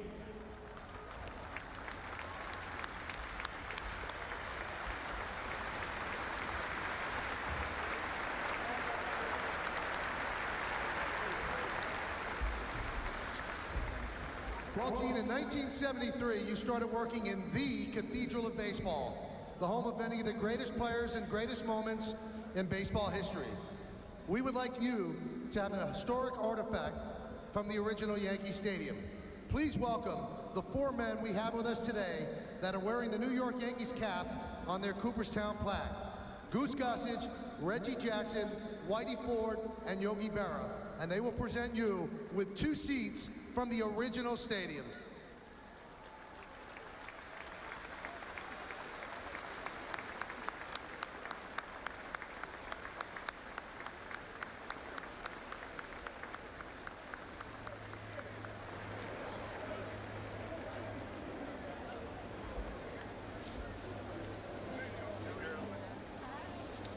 Of all the accolades you've earned over the years, the one you might not have realized you earned is that your boss for 37 years, or should I say, the boss, the Yankees' late principal owner, George M. Steinbrenner III, completely trusted you, had the utmost respect for you.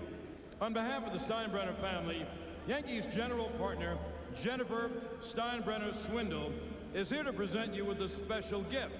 The Steinbrenner family would like you to have this limited edition Thomas Kincaid painting of the old Yankee Stadium, which was done in 2008, the stadium's final season, showing the shadows as they crept over the right field stand.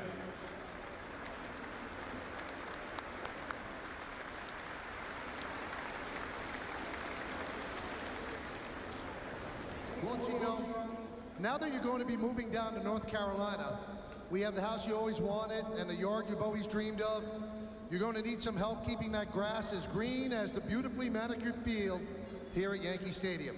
And who better to help you with that than the world-famous Yankee Stadium grounds crew, led by head groundskeeper Danny Cunningham. They are here to deliver to you a Toro 42-inch time cutter riding lawnmower and a supply of Scott's products such as Scott's Turf Builder, Yankee Stadium Fertilizer, and Yankee Stadium Grass Seed. And if you need any help figuring out how to use all this stuff, well, I think you know who to call.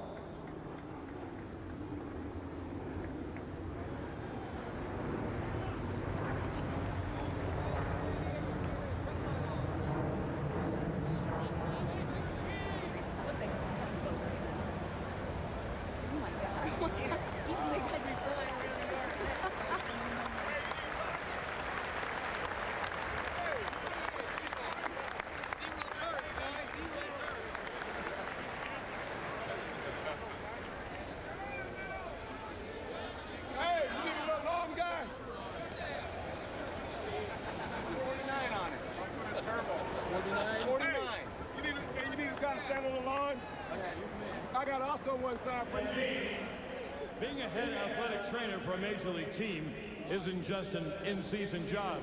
It's a year-round job that never allows you to pursue some of the things you enjoy. Well, now, we're going to make sure you get that chance. We know he's one of your favorite country music performers. You've been dying to see him in a concert. Please take a look at the video board. Hey, Gene, buddy, it's Garth Brooks. Just want to say congratulations on your retirement, pal. 49 years devoted to what I still believe is the greatest American pastime, and 39 years of it with the New York Yankees. Wow, talk about going out on top. Congratulations, pal. I would be wearing my cowboy hat, but, well, if you don't know yet, you'll soon find out. Hey, I hear you're coming to Vegas. We're all very excited out here. So you get here safely, partner. We'll take care of you from there, okay? Enjoy your day, Gene. Very proud of you. Love you, pal, and God bless your family. Now get your ass back to work. Now please welcome the musicians of the basement, Ron Guidry and Bernie Williams, here to present you with a personally autographed Garth Brooks Stetson hat and a trip to Las Vegas to see Garth perform at the Wynn Hotel.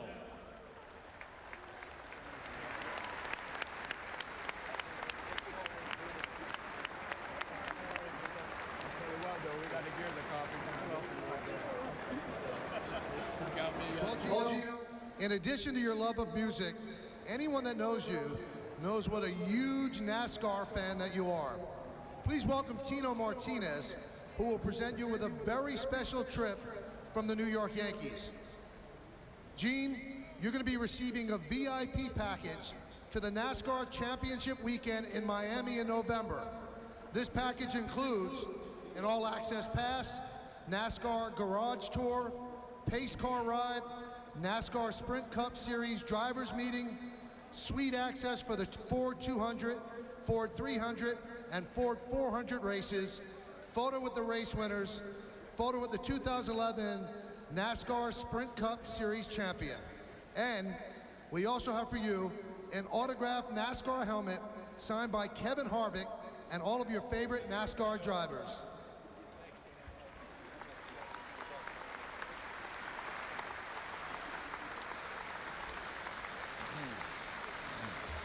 Well, Gene, as they say on TV, that's not all. Through your dedication and hard work with the Yankees, you never had a chance to take a vacation or go on a family trip with your two daughters. We found out you've always wanted to see the Alps, so the Yankees reached out to Perillo Tours to come up with the perfect trip for you. At this time, please direct your attention again to the video board in center field and learn more about Perillo Tours. With Mario Perillo, Mr. Italy, and Alitalia, you don't have to own. Remember my dad? He'd be proud that we've added custom-designed Italy vacations to our legendary escorted tours. While generations come and go, some things never change, like the quality and value that we provide on all our tours. So from my family to yours, I invite you to visit Italy on a Perillo tour. To get your brochure, DVD, and free first-timer's guide to Italy, visit perillotours.com/TV or call 1-800-338-8000 now.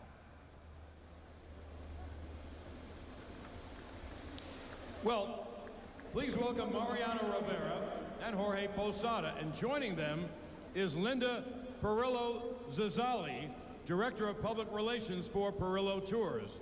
Gene, you, Liz, Amanda, and Kelly need to get your passports ready because you'll be going on the Perillo Tours 15-day Alpine Wonder Tour. You'll travel from the Bavarian capital of Munich through the Alpine cities of Salzburg and Vienna, across northern Italy from Venice to Monte Carlo, Portofino, and Milan, and ending your 15-day adventure in the Eastern Alps on the shores of Lake Como and Lago Maggiore.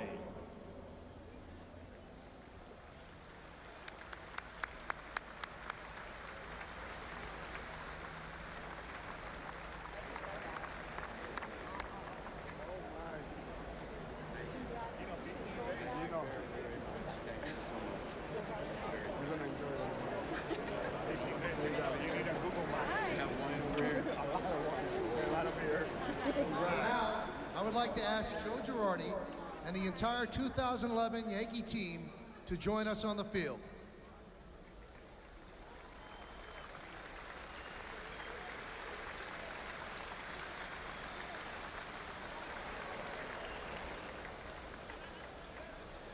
Well, Gene, you have always talked about your passion for a home and a garden.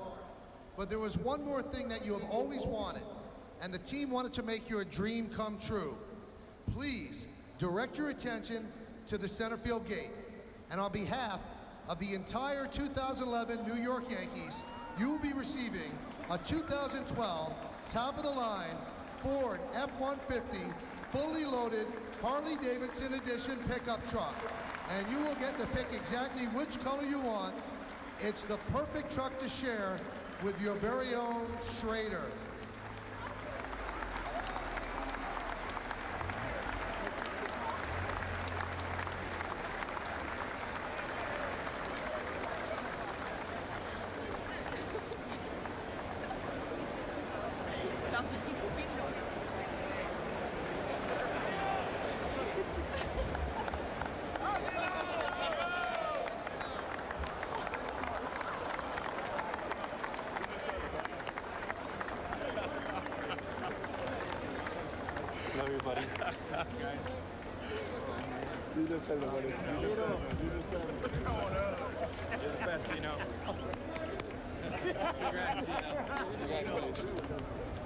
You got to show me how to run that.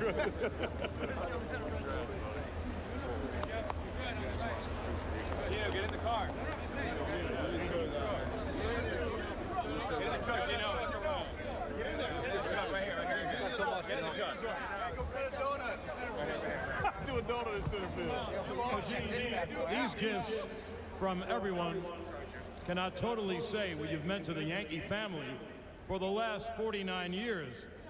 Ladies and gentlemen, let's give Gene one more round of applause to show him our appreciation for his years of service and dedication to the New York Yankees.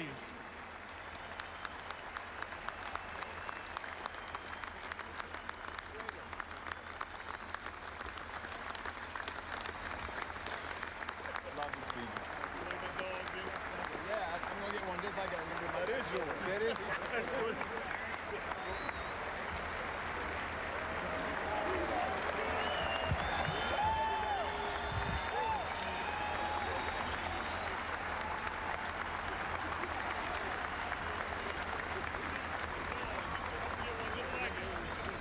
Gino, I don't know if you realize it, but the dog in the car is also a gift. That's your dog.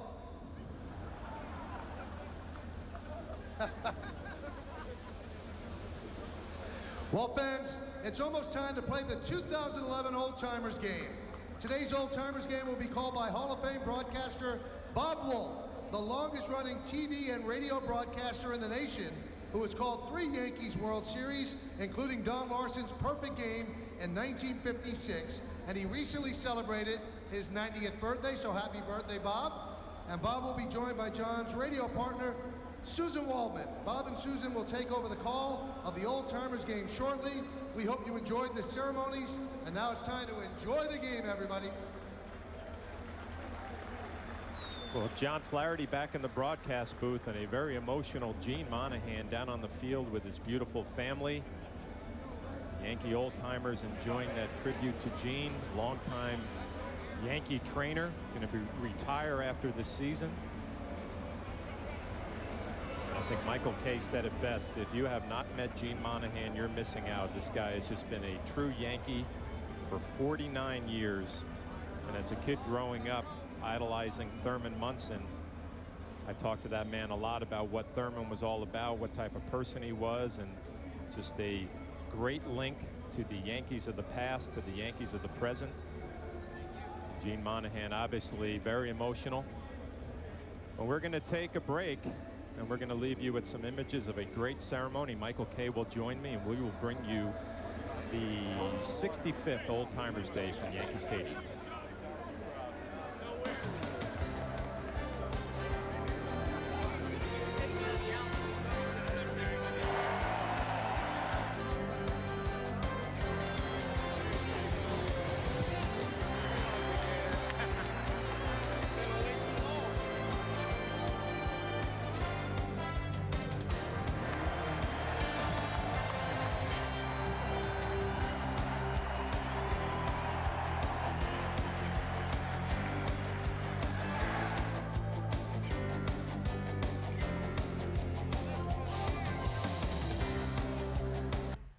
You have to do a lot more than just show up to be the best.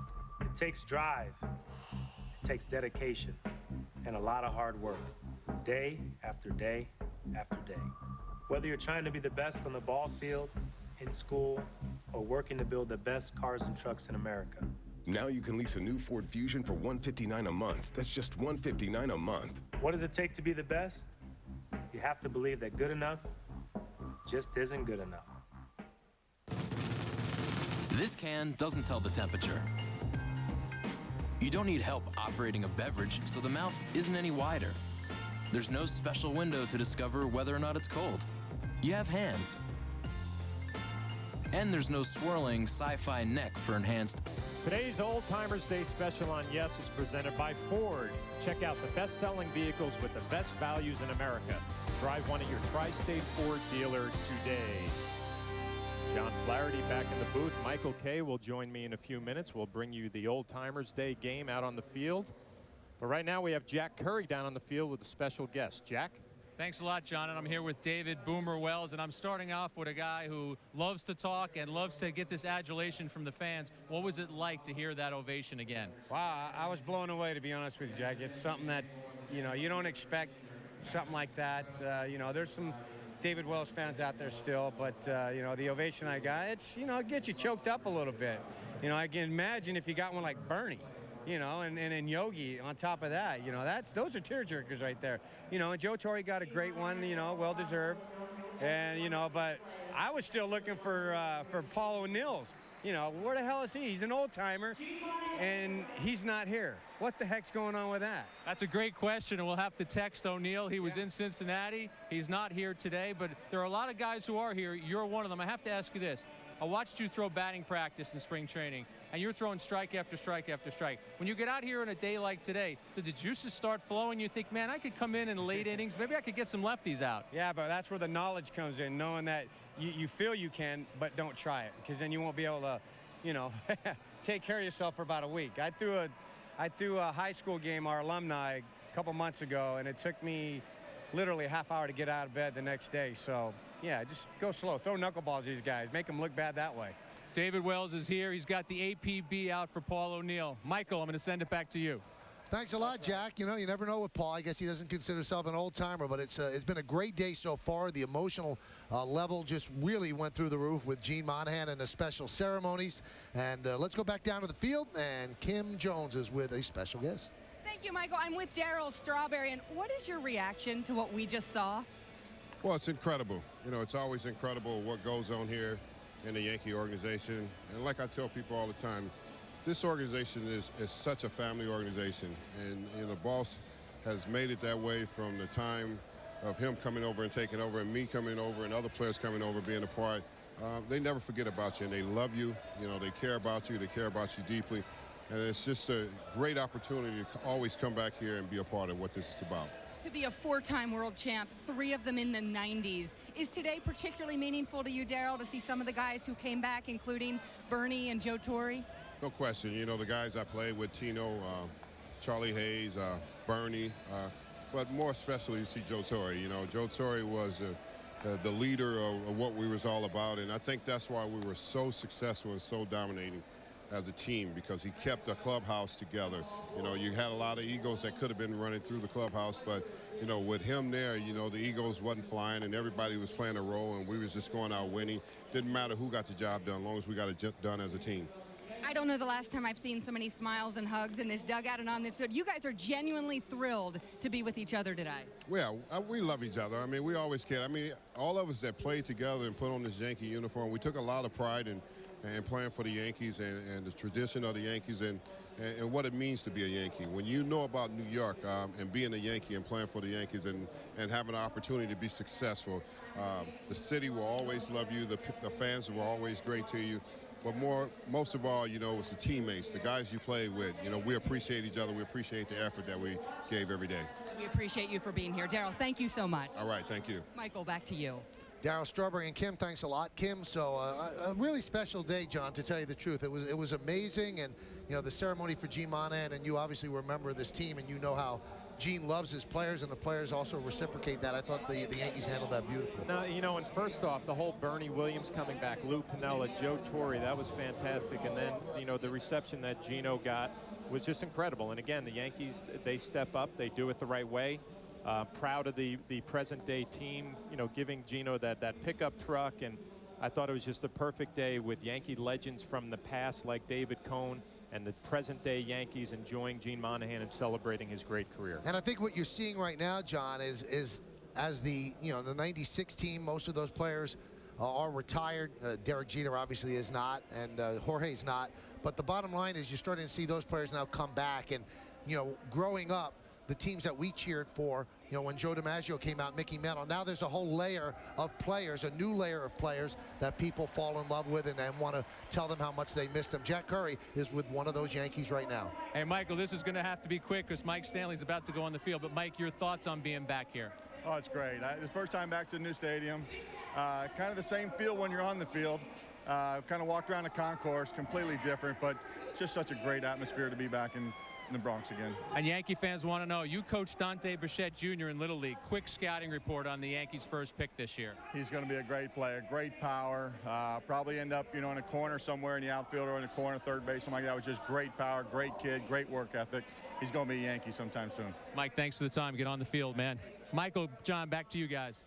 Thanks a lot, Jack. And Mike Stanley really was such a well-respected Yankee. And the one thing you feel for him about John is he was here through 95, and there was so much controversy when they acquired Joe Girardi and they let Mike Stanley go. Mike Stanley never got a chance to enjoy the championships. Yeah, you feel bad for him, but you know, even around Yankee Stadium today when Mike Stanley was introduced, he got a great ovation. I mean, the Yankee fans remember what he did for the organization, and it was a nice transition right to Joe Girardi, the current manager. All right, so you see Ron Guidry warming up, and Kim's with another pitcher that's going to take the mound as well. Kim? That's right. I'm with Doc Gooden. And Doc, Bernie, Lou Piniella, Joe Torre, first-time old-timers. Is that your favorite part of today? Oh, without a doubt. It was just great seeing those guys. I got goosebumps when they was coming out and the ovation they got, because this is where they belong, and it's good to see those guys back here.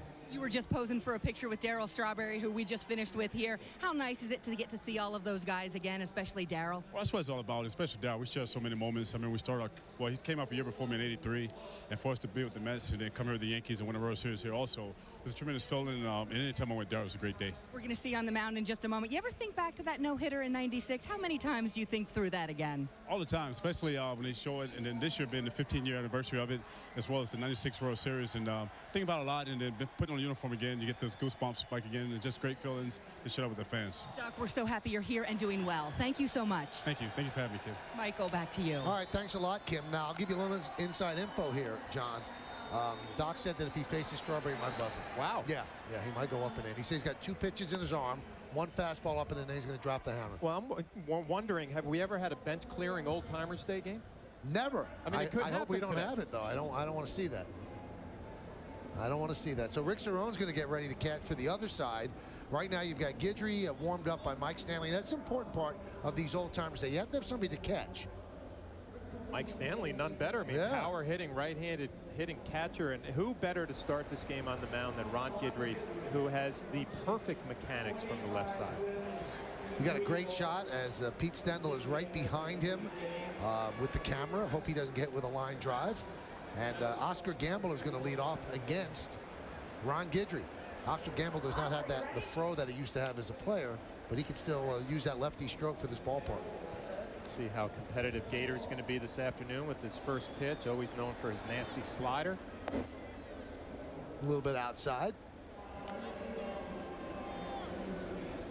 Oscar was on the '76 World Series team. They got the Yankees back to the World Series for the first time in 12 years. Yankees got swept by the Reds in that series.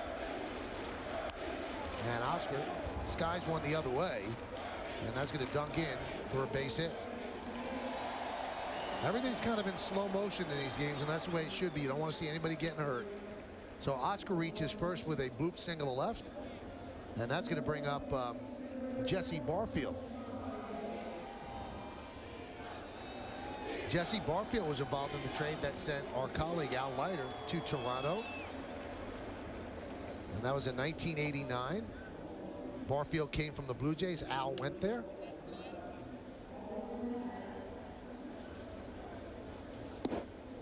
Jesse, an all-around great player, but I guess known for his throwing arm from right field, right? Had a cannon out there. Unbelievable. Yeah. Unbelievable arm.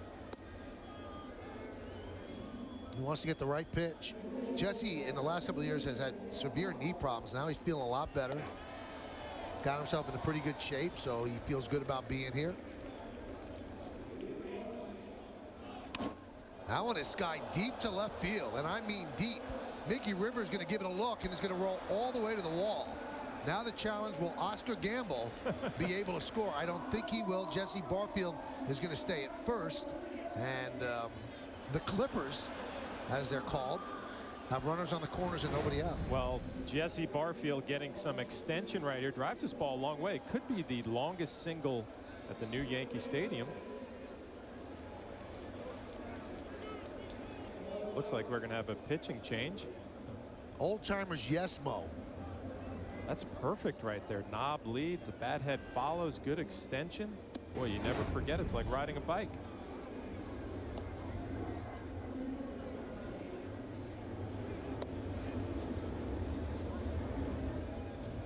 That's it for Ron Guidry. Lee Mazzilli at the plate against Goose Gossage. There's a fly ball to center, and Bernie puts it away. Bernie got a great ovation from the fans. I'll tell you what, he's still gliding out there after the routine fly ball.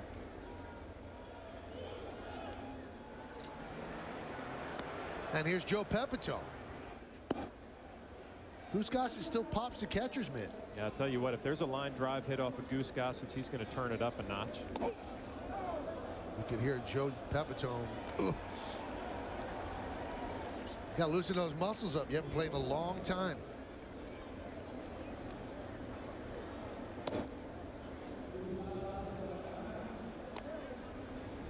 Very hot on the field, so you want everybody to be careful out there, but especially when the sun is out. When the sun came in or hid behind a cloud, it was a little bit cooler. But right now the sun is out. Pitch outside. Michael, I just looked up on the big screen and you see some of the present Yankees mingling with the old timers in the dugout. That's what it's all about. There's a ground ball to second. Let's see if they turn two. There's one. Homer Bush on to first. It's a double play. So first and third, nobody out. And the Bombers and Goose Gossage get out of a jam, turning back the clock right there. That's what he did, obviously, when he was with the team and leading his way into the Hall of Fame. 2 hits by the Clippers, but all for naught, as Joe Pepitone grounded into a 4-6-3 double play. Joe was not having anything of trying to beat out that DP ground ball. Jack Curry is with a special guest down on the field. Jack? Jeff Nelson is with me, Michael. And Jeff, when you come back to Yankee Stadium, and I know you come here in a working capacity too now as a reporter, but when you come here and get a chance to mingle with your teammates, what's the most meaningful thing about it? Well, I think that just that. I mean, you get to see guys that you haven't seen for years, and plus, I mean, you don't keep in contact in the wintertime at all. There we go.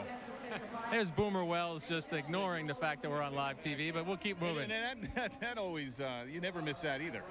Anything from it. But no, it's seeing the guys that you haven't seen for a long time. I mean, all the old timers like Yogi Berra and those type, you listen to their stories. Lou Piniella and Joe Torre coming back. I played for those guys for 11 out of my 15 years, and finally that's their first. This is their first Old Timers Day, but it's been great. I mean, it's a lot of fun. And the fact that Torrey and Bernie were back, and they were guys that you played with and obviously were managed under, what did that mean for you to see both of them back in the Yankee uniforms? Well, I think it meant a lot once you heard the ovation. I mean, it's incredible how, you know, even though they haven't been here in a long time, and how much Joe meant to this organization, this city, and also Bernie Williams, and it brings back a lot of memories. I'm just blessed to be part of it. I mean, I'm so proud to be able to say I played with these guys and for Lou and Joe. Hey, Michael, I'm going to send it back to you. And Jeff Nelson promises if he gets in there, he's doing the first to third pickoff fake. It's coming. Love it. The full Nelson. Love that. Boomer Wells is warming up to Rick Cerrone. I'll tell you what, I don't know if Jeff Nelson ever got enough credit, John, because he was so important to what the Yankees did in those championship years. He was a shutdown right-hander, and the Yankees had the perfect setup in the bullpen back then with Stanton and Nelson, Ramiro kind of a swing guy, and then closing out with Mariano. That was an unbelievable bullpen. Well, it was, and I was on the unfortunate end trying to beat that bullpen as an opposing player, and then actually was around here as a New York Yankee when Jeff Nelson came back, Mike Stanton came back later on in their careers, and you're right, from the left and right side, I mean, a perfect bridge to Mariano. There's Lou Piniella, got a nice ovation from the crowd. First time that he's put on the pinstripe since he left here in 1988. Lou had a great career as a player, won 2 championships in 77, 78. The Yankees got him in a trade with the Kansas City Royals for reliever Lindy McDaniel, and it turned out to be one of the great trades they've ever made in organizational history. He managed here. He was a GM. He was a broadcaster for a while, a hitting coach as well. And Wells throws well behind Mickey Rivers. Well, obviously, we remember David Wells, pinpoint control, can throw any pitch for a strike anytime, so that was clearly intentional. Grounded to third. Clay Bellinger across the diamond to Ron Blomberg, and there's one away. Warming up alongside the visitors' dugout is our very own David Cone. So he's going to relieve his buddy David Wells at some point. Here's Bernie Williams. I challenged Bernie to try to hit one out today. We'll see if he can do it. Well, he's up from the wrong side of the plate. He put on a good show in batting practice left-handed. That is a breaking ball from David Wells. That is not fair, Bernie.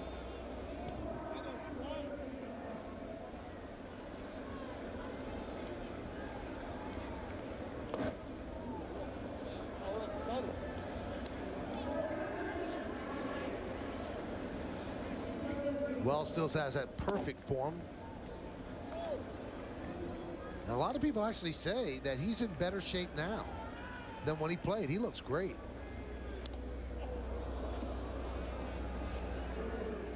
Bernie, 22 career postseason home runs.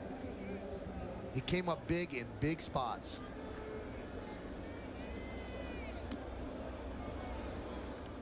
Rick Cerrone is catching and going without the chest protector. That's manning up right there.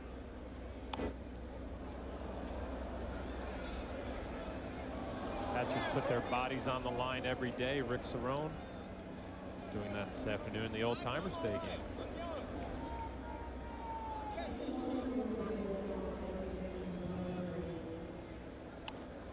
Popped up and out of play.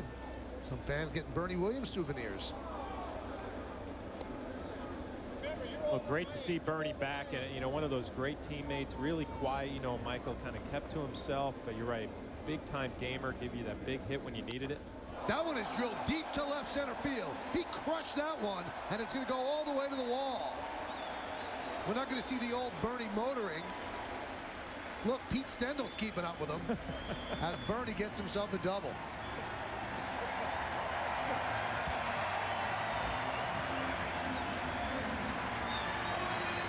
I guess you don't forget the stroke.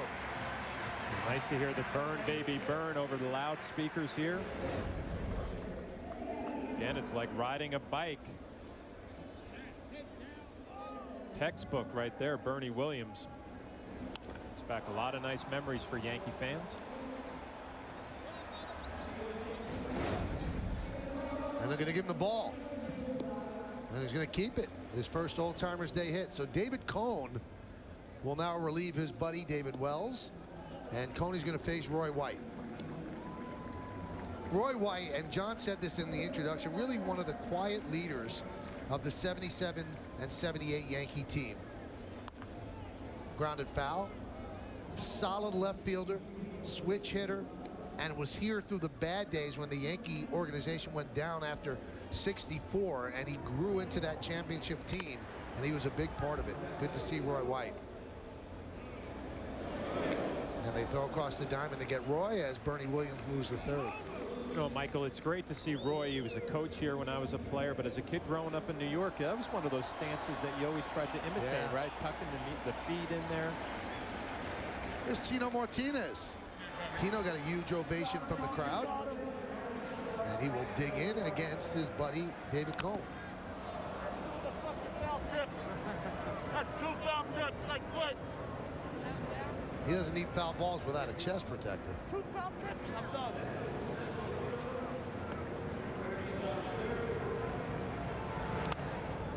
I think Tino's looking to go yard, John. You know what's funny is when these guys come up to the plate, they have the same mannerisms when they played. With Tino, it was always the bat movement and the hands moving before he swings right there. You wonder how competitive these guys are. Coney and Tino, ex-teammates.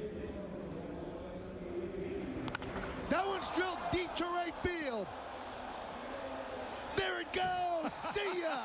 An old-timers home run by Constantino Martinez. He went yard into the lower deck in right, and the Bombers lead 2-0. Seen this before, a Tino Martinez home run driving in Bernie Williams, and David Cone does not look too happy out on the mound. Thank you.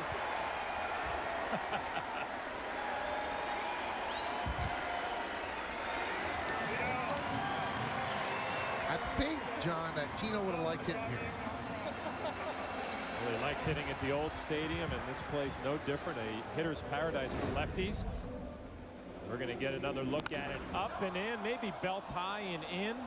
Tino Martinez knows how that feels. It's legitimate, too, about That's 6, neat. 7 rows deep.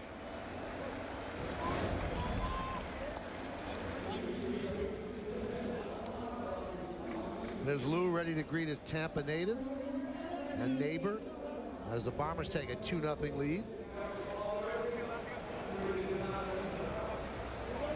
Now Cecil Fielder on the mound against Mel Stoudemire. No, Cecil Fielder's at the plate. Mel's on the mound.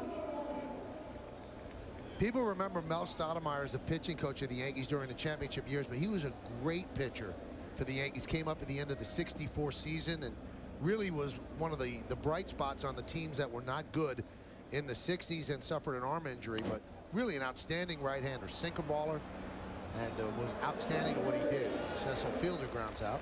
Well, I was just thinking, Mel Stoudemire, nothing new to the ground ball. A sinker baller, made his living with that pitch, and a great pitching coach who really changed a lot of careers here with the New York Yankees, teaching the sinker. Big smile. Mel's still into it. Very nice. Well, that's the final out of the first inning. So the 2-run home run by Tino Martinez, and the Yankees have themselves a 2-0 lead. They're all having a good time in Posada. Now they're going to give it to him, John. Why'd you retire? Kim Jones is ready to ask him some questions. What did he hit? David Cone has a bruised ego right now. I'm sure Jorge letting him know about it. But this is the best part for me, Michael. I always enjoyed it as an ex-player or a player dealing with the guys coming back and interacting with them. Kim Jones is with the home run hitting Tino Martinez. He is indeed the home. What did I see? What are you looking at? The scoreboard? So Jorge Posada just came into the dugout and said, "Is it that easy? Is it that easy?" Oh, no. You're David Cone. He laid it right in there for me perfectly, and obviously I was trying to hit it hard. But he put it right there where I wanted, and I took advantage of the right field porch. Coney came in here. He wasn't happy that I left it up. No, he could try to throw it where I want it. You know, Coney's a great sport, but that's exciting, you know, hit a homer, no-timers day, and gives fans something to cheer about. 2 minutes before that, Tino, we were in the dugout talking about, could you still do it? I mean, doesn't that kind of show you can still do it? Somewhat. It would be I have to get in shape. It's a long process of getting your timing back. But that's just a BP ball right down the middle. Coney's going to love that. How about Bernie leading off with a double and then You hit the home run. Well, Bernie can still play. We all know that. Bernie can switch hit. He's got a good ball right down the middle, turns on to left center, and, you know, you knew he was going to throw the crowd day his first time back. What a fun day it's been so far, though, hasn't it? It has been with Gene Monahan, the trainer, getting on it, who's the greatest guy on our team in the history of the Yankees. I'm happy for him, and I'm excited to be here. And we're holding up the game. Thanks, Tino. Okay, he's got to play first, Michael. You are holding up the game, Kim, so he's back out there. And Doc Gooden is on the mound, and he's going to face Ronnie Bloomberg. Gooden told me he had about 2 pitches in his arm, so there's one.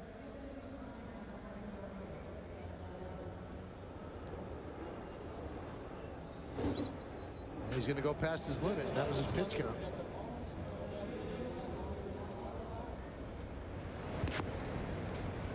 Big thrill for me catching Doc Gooden when he came down to Tampa Bay. He was a Devil Ray for a couple of starts. But a little disappointing after the game, Michael. He said that Flannery guy called a good game back there. I was a little deflated. Doc Gooden. The Flannery guy? Flannery guy. A little deflated after that. He's having a hard time finding the strike zone right now. And Ron Bloomberg does not want to walk. He's keyholing him. He's got to swing the bat here, Ronnie Bloomberg. And he does as he pops that one up. Tino gets a chance and puts it away. Ron Bloomberg, the first designated hitter in Major League history back in 1973, and he did it against the Boston Red Sox, and in his first at bat he walked. And that will forever go down in baseball history, and we still have the DH all these years later. And there's a strike from Gooden. Kevin Moss burst upon the scene with the Yankees in the early 90s, hitting home runs at a record pace. And he grounds that one to second.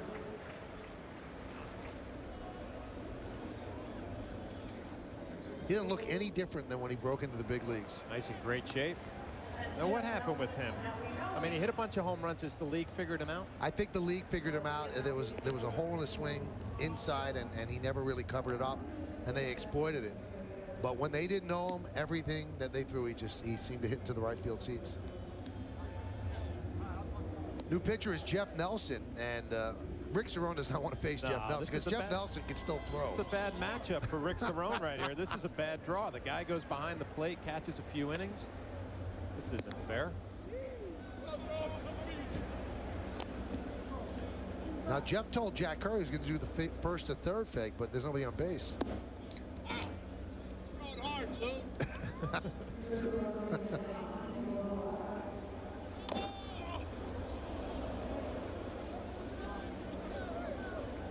Now, John, you played in one of these, right? I have not played in an All-Star or an Old-Timers Day game. No, I've been invited every year, and I'm very thankful for the Yankees for inviting me, and it just hasn't worked out.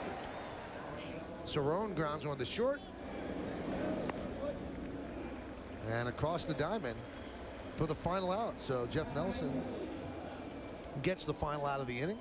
Rick Cerrone grounding out to short. Some of the guys don't want to leave the field. Bombers lead 2-0. So Nelson's going to stay and pitch for the other team, I believe. Now Mariano begged me. I'm going to tell you what he begged me to do. But first we're going to go and hear from Kim Jones down the Yankee dugout. That's right, Michael. Tino's here saying hello to Jorge. Or a pair of batting gloves before the game. He said, his batting gloves? No, he said, I don't wear any. Oh, shit. So I went there with no batting gloves. He forgot already. How much fun are you having today? Because I have seen you smile for about 2 hours in a row now. Yeah, I'm seeing some of the guys, and I think this is special for Gino, Joe Torre come back, and most of the guys that haven't been here. Really happy for Gino though. As the guys from the 90s start to be honored, Bernie Williams, a first-time old-timer, how many memories does that bring back for you? Bernie's the guy that opened the door for us, and I follow my game after Bernie. Bernie did a lot of things for us, and I'm really happy that he's able to come back, and the way the fans came up and stood up for him. I'm really happy that but Bernie hasn't retired yet, so I have no idea what that means. And he just hit a double, so who knows what's possible. Now Bernie can hit, and really happy that he's back. And he opened the doors as a minor leaguer coming up through the system, and then you and Derek and Mariano, that's what you're talking about, right, Jorge? He's the one that they were gonna, trade him. They were talking about trading him somewhere, and he started hitting, and Gene Michael kept him. Bernie's a Hall of Famer, and I think we got a lot to thank Bernie Williams for the the way he hit in Yankee Stadium. Jorge, thanks so much. We'll see you during your game. How's that? Thank you. Right. Michael, he was helping Gene Monahan through the tears earlier, and he was making him laugh. That was another good job. Thank you. Absolutely, and you could see that Jorge was very emotional with Gino as well, trying to get him through it, but it meant a lot for Jorge to put on the catcher's gear and to catch that first pitch from Gene Monahan. That whole situation was special. I mean, seeing Gino, and Michael, he's an emotional guy, and he's such a true Yankee, and Jorge Posada stepped up today, putting the gear on, catching that first pitch, and I'm sure he had a lot to do with what was going on behind the scenes with Gene Monahan. There's a strike to Darryl Strawberry. All right, so you want to hear what Mariano dared me to do? Sure. So he's standing. That one is drilled deep to right field. Did he get enough? No, he didn't, but he got enough for an extra base hit. Looks like he's going to try for two. Darryl goes into the home run trot. He's going to get himself a double. So he's still got some power. And he drives that one into the gap in right center. A classic Darryl Strawberry swing. We're used to seeing him drop the bat head on those fastballs down and in. This one up in the zone a little bit. The ball still jumping off his bat. Sweet Lou's going to take a couple of hacks. I like this. This is Jeff Nelson's opportunity right here. A little revenge against his old manager. Yep, he managed him with the Seattle Mariners. Yeah, he took the glasses off. He didn't like how it felt. I'm really happily surprised that Lou's going to take some cuts. Boy, Lou Piniella could hit. Played left field for the Yankees, just a picture-perfect hitter. He drove the ball to right center, really used all of the field, and that was a very good hitting coach. Well, you talk to Alex Rodriguez and Tino Martinez, who played for him in Seattle, and that's what they would say. This guy really knows how to teach hitting, could explain it. That was headed up the middle, but Jeff Nelson with a nice play to retire Lou. So I'm introducing the Yankees in the 90s, like Cecil Fielder, and Mariano shouts over to him because he's leaning over the gate in the dugout and said, "Introduce me." I said, "What?" He said, "Introduce me with the old timers." No way. And I said, "What?" And I didn't know. He was serious. He wanted me to introduce him. I said, "That'd be great. I'm going to introduce him. I'll get in trouble." He wanted to be introduced with the old timers. With the old timers. He said, "I'm 41. Introduce me." So I moved my fingers apart an inch. I said, "Not too long, but not now." That would have been cool, though, to have him run out with the old timers. Well, it's fun seeing Jorge Posada enjoying being around these guys. Mariano, the same situation. I'm sure a lot of great memories for them with some fantastic Yankee teams. Mike Stanley with a shattered bat against Ramiro Mendoza, and Stanley is out. Posada's really having a ball. Who's probably really regretting not being here is Derek Jeter. He's probably watching back in Tampa. He would have loved to have been here with the return of Torre and Tino and that whole group that he won a championship with in '96. But Derek rehabbing his injury at the Yankee complex in Tampa.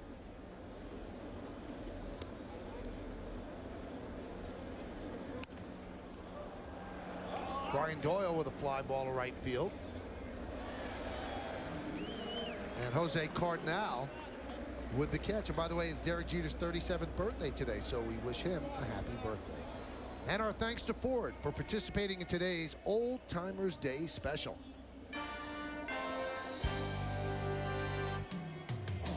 I like that logo, John. It's pretty cool. Sharp. Yeah.